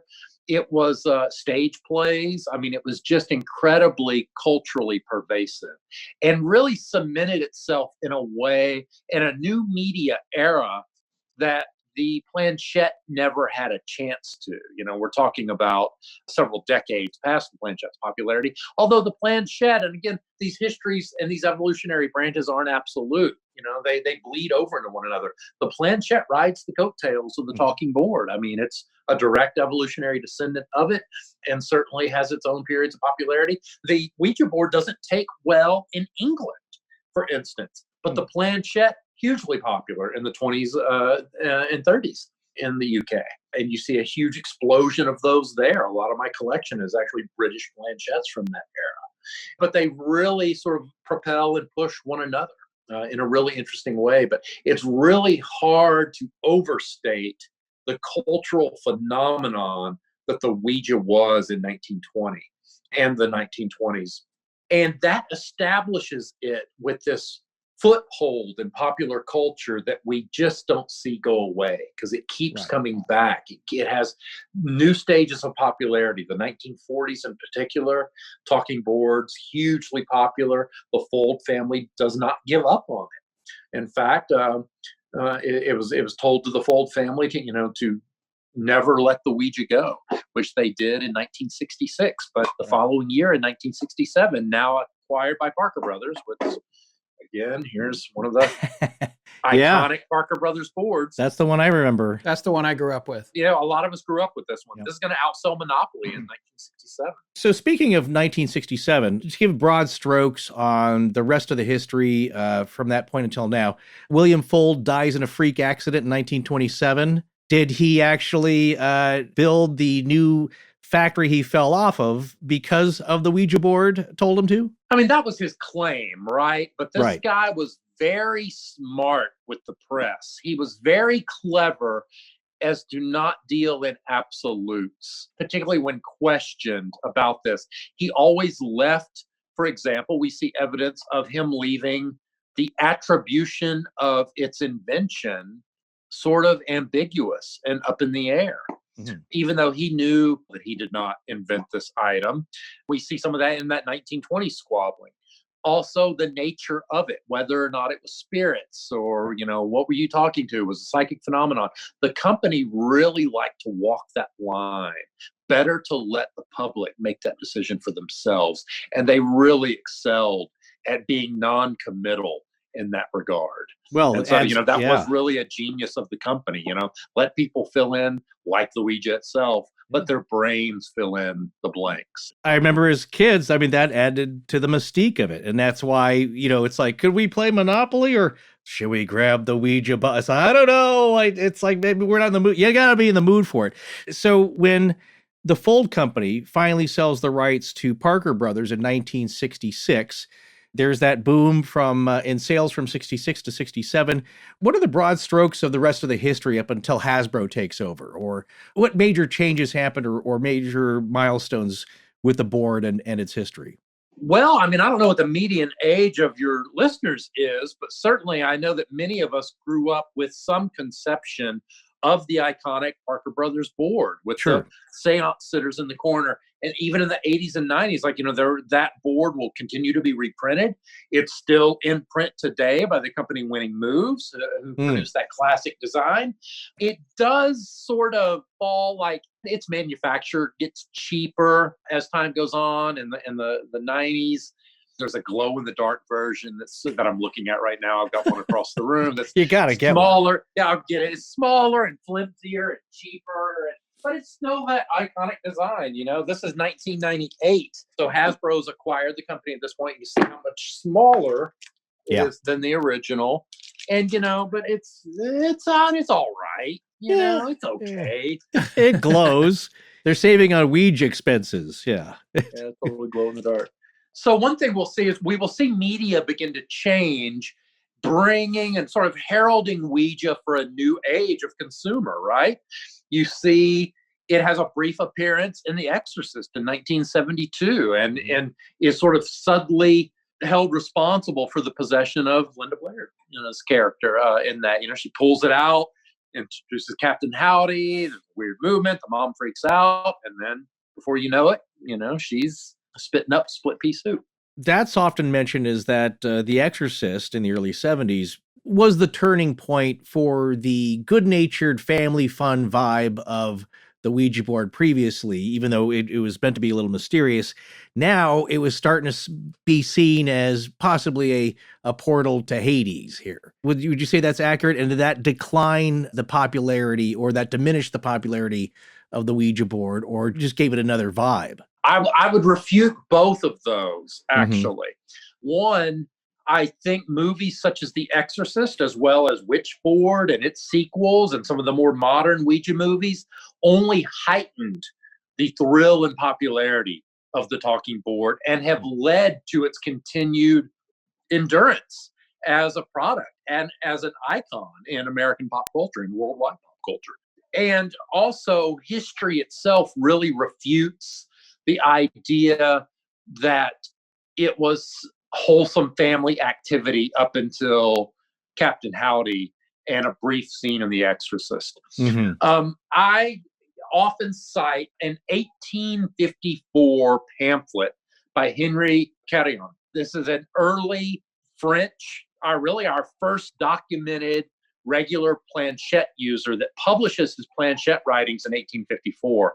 And he tells this amazing story of his Planchette becoming possessed by the devil.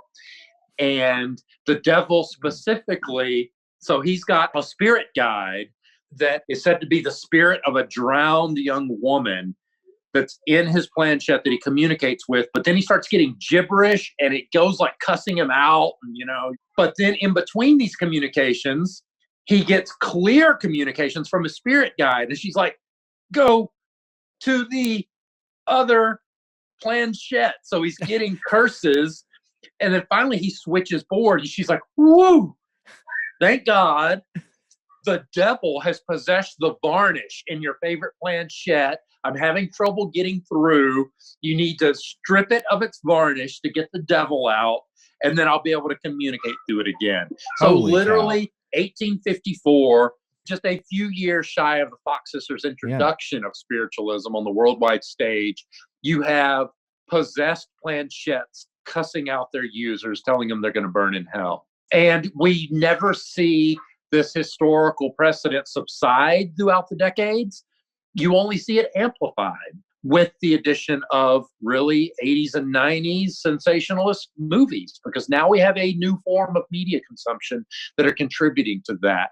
And so while certainly in the 1920s in particular, we do have this wholesome Ouija, tell me do, Ouija mind sheet music play at home about, our lovely courtship over the Ouija board on our laps. And Norman Rockwell is right above us. The courtship over the Ouija on the cover of the Saturday Evening Post there. Yeah. You also, concurrent with that, have lots of railings from the pulpit that communicating with the dead is evil. You have an early letter from the Bishop of Viviers condemning table tipping as diabolical and blasphemous. So certainly the clergy and the way of the clergy will never let a good opportunity like that pass, and have certainly been railing against the Ouija board and its predecessors for as long as they've been around. And I just think we do have an unusual modern precedent of this sort of diabolical portal to hell, but it's not a new phenomenon. It seems amplified in the modern era, particularly by a lot of the paranormal shows and these popular personalities that seem squeamish, if not outright afraid of the use of the board, and that they're opening doors you can't close and portals to beyond, when fact of the matter is none of that is really new, only amplified. The 1854 story, what was the name of the, was it a sea captain, or who was the center of that story with the haunted Planchette? Henry Carillon is the author of that. Okay. I've got a paranormal review article about that if you really want to dive into those details. I'm trying to remember his spirit names. I thought it was Luos, which is soul backwards, but I think I'm confusing that with the Bowden family's spirit guide. But yeah, he's like, his spirit guide is the spirit of a drowned woman who I think was part of a Jewish pogrom or something, like, like her family got driven into the river and drowned or something. So, possessed varnish. That's the first time I've ever heard that story. It's possible. Yeah, it's possible. It's possible. You're definitely going to have to get a belt sander if you want to get out of this one. No, what I like is the specific nature of it. It's not the object. Yeah. It's the coating Yeah. on the object. And if you're into that whole stone tape varnish theory, how is the varnish able to capture that? Maybe it is. And if you just remove it, you're fine. That takes care of everything. Well, it's time to wrap up with Brandon. I am honestly at this point feeling like an expert on planchettes and talking boards now, which is how I like to feel after just an hour or two of talking to someone who's been studying it for decades now. Well, hey, let's not disrespect and upset Zozo. No, well, we're going to talk about that. We're going to have to because we're turning the corner here. Yes, on family fun to something maybe much more dark. Yes, as we get towards the end of part 1 here and set up part 2 of this series, which is going to be nothing but Ouija stories next week, including a bunch that you guys sent in. But before we do that, let's talk about some of the crazier things that Brandon has encountered over the years, either with talking boards, planchettes, or any other paranormal investigations he's been involved with. In the course of our research over the past week or two, I've came across the name Zozo or Zozo several times, which of course, my first thought is Led Zeppelin Right. and Jimmy Page, but he's never said what that meant. I actually looked that up. Robert Plant says he told him, and then Plant forgot, and Jimmy, or Pagey he calls him, has refused to tell him again. Right, So, yeah, not funny. So I was just wondering what you know about that name and its intersection with the talking board, the Ouija board. That is certainly a modern phenomenon that I've had to deal with quite a lot as a researcher. It's kind of sort of created a lot of static in the historical record. It is a largely modern phenomenon. The main promoter of that idea, Darren Evans, who I do know and call a friend, Darren Evans had a lot of personal experiences on the talking board, as many do, that he has taken very personally and very deeply considered. And he's attributed these to what this entity that he believes he's contacted has called itself, and then tried to draw, there's Zozo himself, then has tried to draw comparisons to other instances of similar names throughout history. Certainly the author and promoter of the Zozo idea has really reached back through history and tried to make a lot of attributions to similarly named entities and beliefs throughout history. It's not something I personally believe in.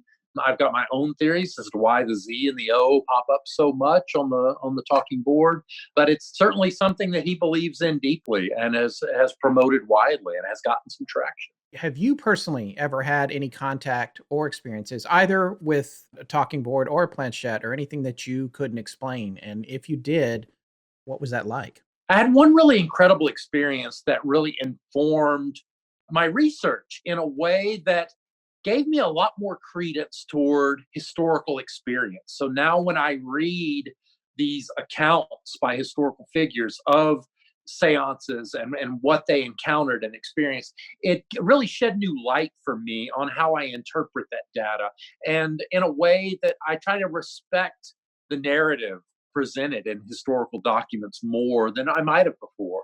I was a featured speaker at the Phenomenology Conference, a paranormal conference in Gettysburg in 2012, and all the different speakers and special guests were expected to sort of be the host for these overnight ghost hunts. And my group was assigned the Tilly House, which is a famously haunted boarding house there that was used as a triage in the wake of the Battle of Gettysburg. So a lot of soldiers lost their lives there in the boarding house, literally on its floor. And not being a paranormal ghost hunter of any stripe and not having any of this equipment, a peer of mine and I just grabbed a talking board and brought it along with us. And we had a group of about 10 people that changed hands with the planchette, using it, 2 of us, 4 of us at various times throughout the evening, and began to get really, this was the part that I found incredibly formative for my research.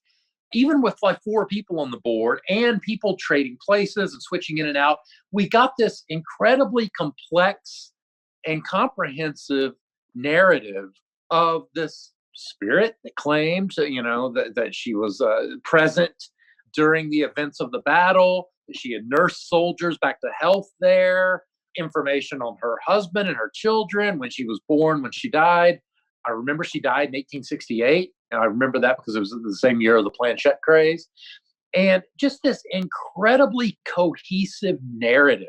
She named other spirits that were supposedly in the room, and this one didn't want to be named, this one did. This is a shadowy presence. And it's not that I necessarily believed that all this information was accurate or true, but it really informed me that if I was prone to belief, how powerful that experience would have been for me, and how, if I was on the fence, how that might have pushed me over, because it was incredibly, everyone was taking it very seriously. There wasn't one person cramming their finger down on the planchette to get their answers. No, everybody was having fun, but in a good way that wasn't making fun of the experience. It was very respectful of the experience. And I could certainly see how someone was prone to believe, how that would push them closer to it. One aspect of that night that was rather uncanny was about 3 hours into the session, we hear a loud crash somewhere beyond, and someone calling for help. And as we begin to sort of get up, and we hear someone like literally moaning like across the street. And no sooner did we start to, get up to investigate, did we see the flashing lights of emergency, EMS services showing up. And a gentleman, an elderly gentleman across the street, had fallen down the stairs and shoved his arm through a plate glass window and injured himself pretty severely. And someone had called, and immediately the EMS showed up. So we go outside and we get this information, and we go back inside to continue our Ouija session.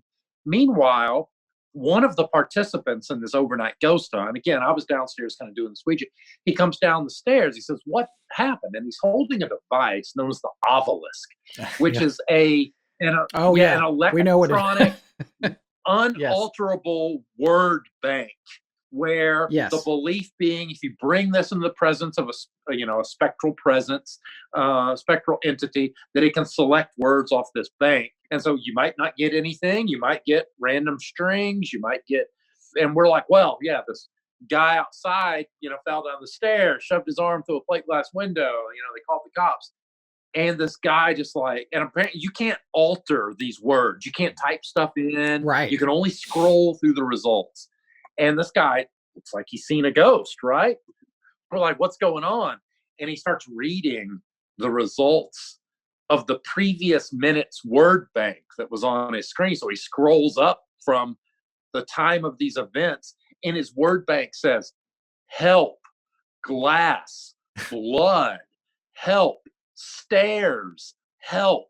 And we're like, what?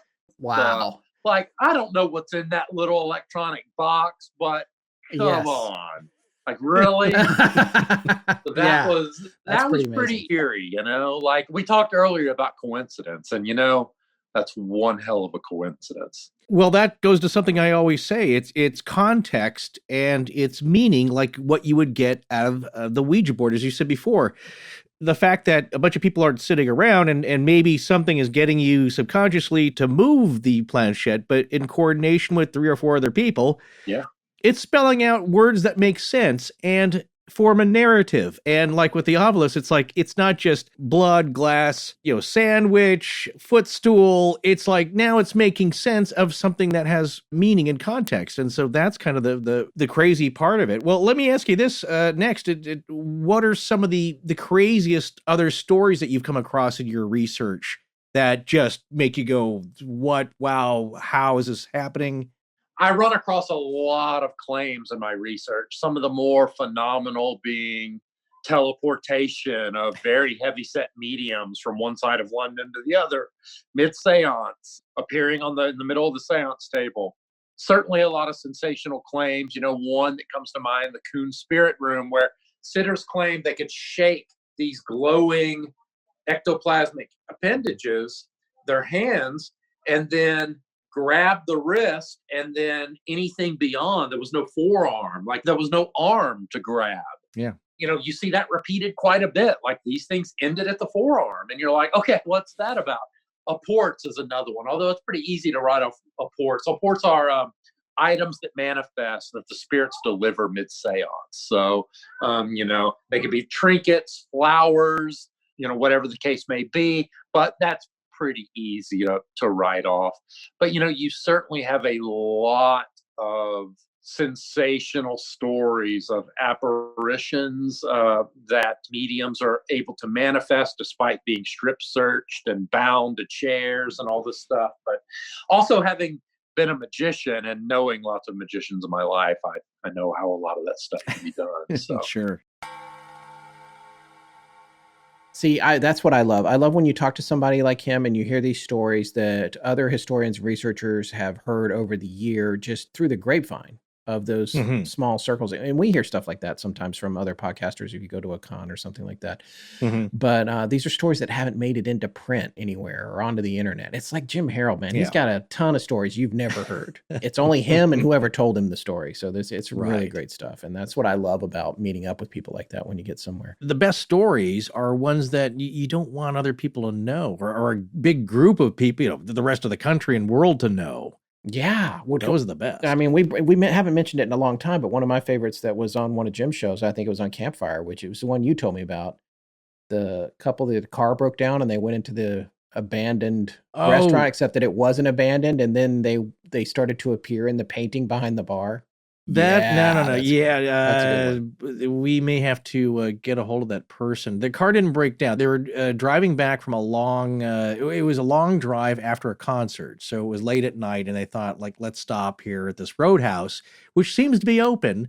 We'll just have a beer and relax and rest for a bit before we continue on to our journey. And then it turned into a Twilight Zone / Night Gallery episode. Yeah. And then they couldn't get out, and the longer they stayed there, they were starting to appear in the painting. It is a classic Twilight Zone, and folks, you should find that if you can. Although I don't know if he has it now. It's an older show; it might be behind a paywall. I think it made it into one of his books. Oh, yeah, cool, very story. Cool. Yeah. So anyway, check out Jim Harold if you haven't already. Well, we're going to get into our last segment with Brandon here. We're going to find out from him what his favorite thing is in his collection in his house in Austin.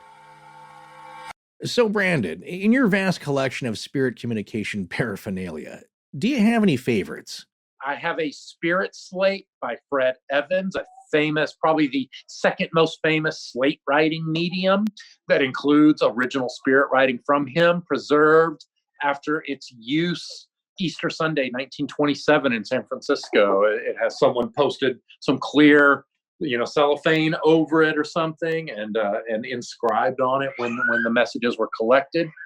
Probably the penultimate automatic writing device would be my plate glass Kirby and Company planchette, which is a thick plate glass transparent planchette with beautiful brass fittings. And I have to say, and then I have some super rare talking boards. My favorites would include some of the original Charles Kenner talking boards from the original Ouija run. With the paddle-shaped planchette, always a favorite. I do own an original W.S. Reed Espirito with Revelator talking board set with planchette, having one of only about 3 of those planchettes still in existence, as well as a very rare Volo board, which was produced by one of the founders of the Ouija company that was an early competitor who got booted and produced his own board. So with all this stuff in your house, anything strange ever happening, or...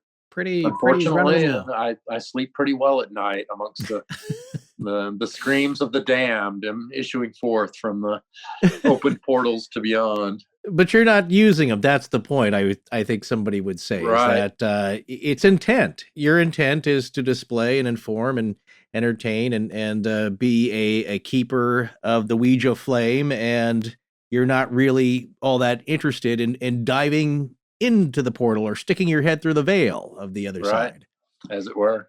But what do you hope to accomplish by this collection and your interest in it? What's your greatest achievement?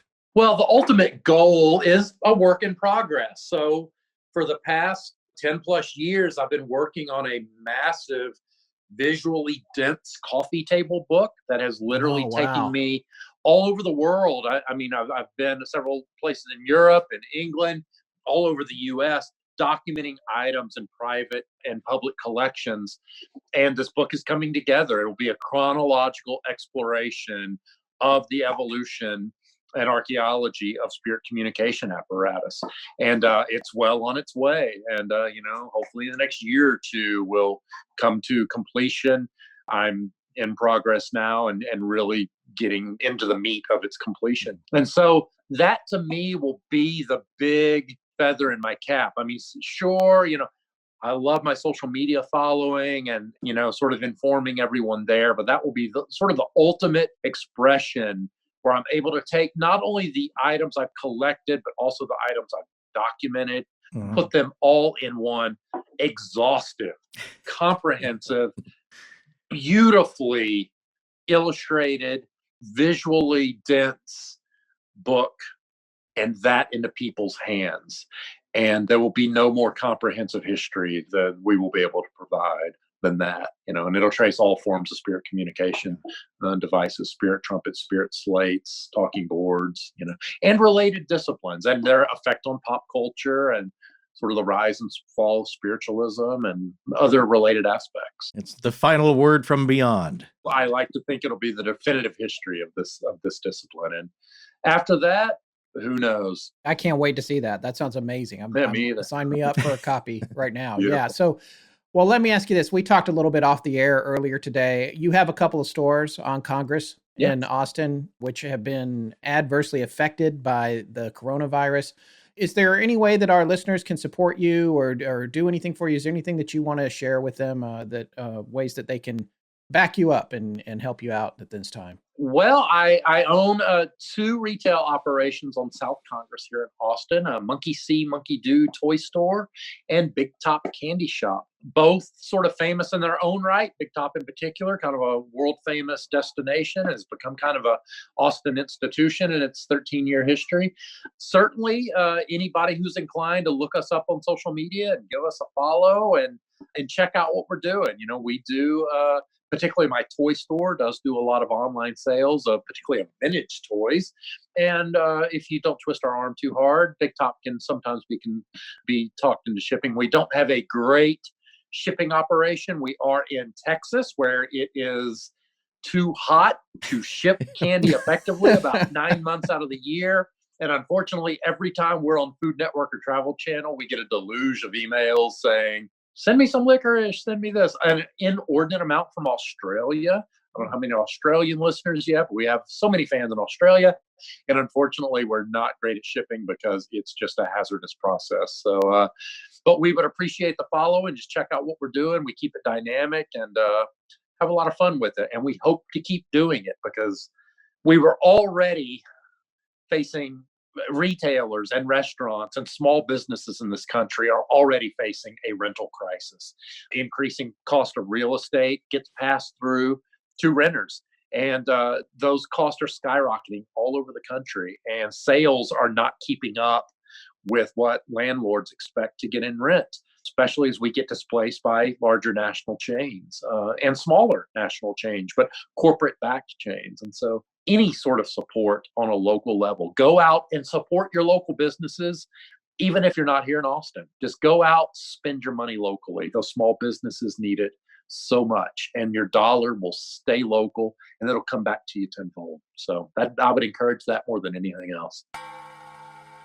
Wow. Well, thanks once again to Brandon. I really enjoyed that conversation. I think you and I should go to Austin one of these days, get some good barbecue and just see his collection and really get into the history of all this stuff. Yeah. It's fascinating. And the background behind it is fascinating, I find, and it's on the one hand, what's interesting about this subject is that, yeah, it is kind of just a board game in the context of a spiritualist movement in the United States and elsewhere. It's a worldwide popular game now, but it's really woven into the fabric of our history. And within that context, Guy, let me ask you, at some point, this fun family game or this fun, wholesome pastime as it was seen in the mid to late 19th century turned dark. It became something that you didn't want to play with, that was dangerous perhaps.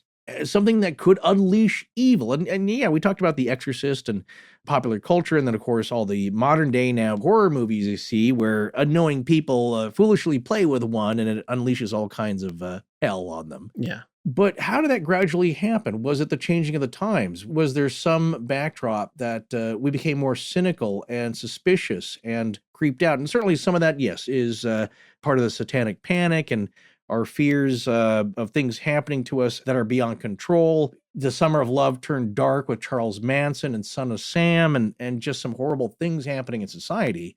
And did the board take that turn with those events in that cultural backdrop of like things being much more sinister than we were hoping to imagine? Do you remember, like growing up, what the attitude was of the Ouija board and how that changed over your lifetime? It was mysterious and spooky. It was in my house. We had it when I was a kid. Oh, you did? Did I ask you that? Did you actually have a copy of that? Yeah, and I still do. I have one, but it's not in the game closet. It's hidden away. It's in the demonic locker. Yes. In your safe space. Yeah. I grew up sort of respectful of it. I didn't have the fascination with all the things we talk about when I was younger so much. I was more preoccupied with growing up and being a kid and all that. And then it's only when I got older that I turned to the dark side. But I did realize that I started to get a little freaked out about it when I was in college. That was just my personal. Right. It wasn't really fear. I was just like, I don't think I really want to mess with that. But, you know, I don't know. Is that in my head? I had experiences with it when I was younger, as I told you at the top of the show, where it seemed like it was giving information out when me and my friends would use it that neither one of us were directing. But you have no way of knowing whether the other person's pushing it or you're pushing it collectively or the ideomotor response is happening and it's a subconscious choice. But there and again, you make the very good point. It's a chicken and the egg thing because like whether the information is coming from an outside source or somehow some outside source is controlling you to transmit it. Yeah. What's the difference? Doesn't really matter. If you get past the fact of, we can all have the conversation about I'm the skeptic. I'm not. It's going to be the mundane explanation. No, it's spiritual. Get past that. Forget that. Forget proving if it's real. The next question becomes, where is the message coming from? Sure. You know? Because, well, that's the thing, and that's what I would say. Do you remember an answer that stuck with you? Is there anything that you remember that No, there was never any super prescient thing. I just remember feeling like me and my friends were not in charge of the words it was spelling out. Interesting. Yeah. Because I was always, even though it was way before we had ideas for the show or whatever, I was always like clinical about trying to create a control group when you do something like this. It's like, okay, I'm going to clear my mind, don't think of Stay Puffed. Let's see what we can get going here. Most of the time, I think when I was using it was with my best friend growing up. His name was Buddy. And I think he used to listen to the show. I don't know if we don't talk that much anymore. We're still friends, but I remember that neither one of us was trying to mess with the other one when we were doing it. We were deadly serious about it. Like, yeah. Roll, you should. It wasn't a joke. It's in the instructions. Yeah. So, but I also remember, that thing where you have to like try to get it on everybody's knee. We did that too. Oh, yes. Yeah. And I wish we'd asked Brandon about that. I should text him and maybe we can bring it up in part 2. Does that affect the operation of the board? Yeah. Yes. And part 2, which is going to be decidedly different from part 1, because this was the history lesson. We've covered a lot of stuff here about you should know this. The background. Yes, yeah. You have to understand. It's such a popular device that comes up all the time. And, horror movies, spooky movies, Paranormal Activity 1 and 2 had one in there. Breaking Bad, I think it popped up in one. And so it's certainly part of our culture and certainly, of course, denounced by, or started getting denounced. And that's the turn that we saw, is that it's an idea that could fit with Christian dogma of the time. Yes. There wasn't a shaming or a shunning of people using the board or the board itself. It could fit with all that. So you weren't shamed for using one. And that, of course, changed probably, as we said, like from the 70s into the 80s and, the satanic panic and all that. And that's another topic we might cover later on. But the ideas about it changed in that it wasn't so wholesome anymore. So, but like you said, where's this information coming from? If it is within our subconscious, then are we tapping into the answers? Where are the answers coming from? My stance on it is that if it is coming from within your subconscious, if, like I said, if you're not actually trying to move it and it's the ideomotor phenomenon, And it's just something that somebody, the answer's within someone's subconscious that was buried. Like, what did my great grandmother call me as a nickname? And it spells out the board. It's like you'd forgotten about it, or other people didn't know about it, but your subconscious did, and that the board moves to spell that out. Like, that's interesting to me. Or if it tells you to do something. Certainly, there's been a lot of creepy, freaky stories about people doing weird actions, even murder, that the board told them to do. People have gotten future premonitions that came true, according to them. There's all kinds of stories about what that information is that comes through the board. What I would say my stance is, whatever that information is, I would find it interesting. I might do a session with some people who knew what they were doing, sit in on one and want to record it. But the one thing I would not do is I would not trust that information, no matter where it's supposedly coming from. Take it with a grain of salt. I mean, it might blow my mind, like the session you had, like, where's this information coming from? Who would know that? How could they possibly know that? Does it know things about me? It's kind of like what you would hear through EVP apps that people have on their phones now. So for me, one of the bigger and most interesting questions about this, as it arches into part 2 and some of the darker and creepier stories that we're all waiting for, because that's what we love, and that's also part of the mystery and the lore about the Ouija board that keeps us intrigued and has since the beginning. I wonder about its nature as it is seen from the mid-19th century into the mid-20th century, where it's mostly seen as, it's spooky, it's a little creepy, but it's good fun. It's essentially harmless for the most part. And I'm sure there's creepy, crazy stories that happened way back when that we just don't hear about. Not like today, not like we like to relish in them now, but viewed against the backdrop of a darkness that takes a turn in society and ends up where we are now. And that general view, perhaps it's like John Keel's proposed idea about ultra-terrestrials and high strangeness. Is it so much that the planet is haunted, or are we haunted? Is the human psyche what's actually haunted? So against the backdrop of our attitude about the Ouija board, in its over 128 year history, almost 130 years now, looking at it against that, is the board more like a window in which we can see this external evil that is creeping up on us over the last 100 years? Or is the Ouija board more of a mirror that reflects our own haunted psyches?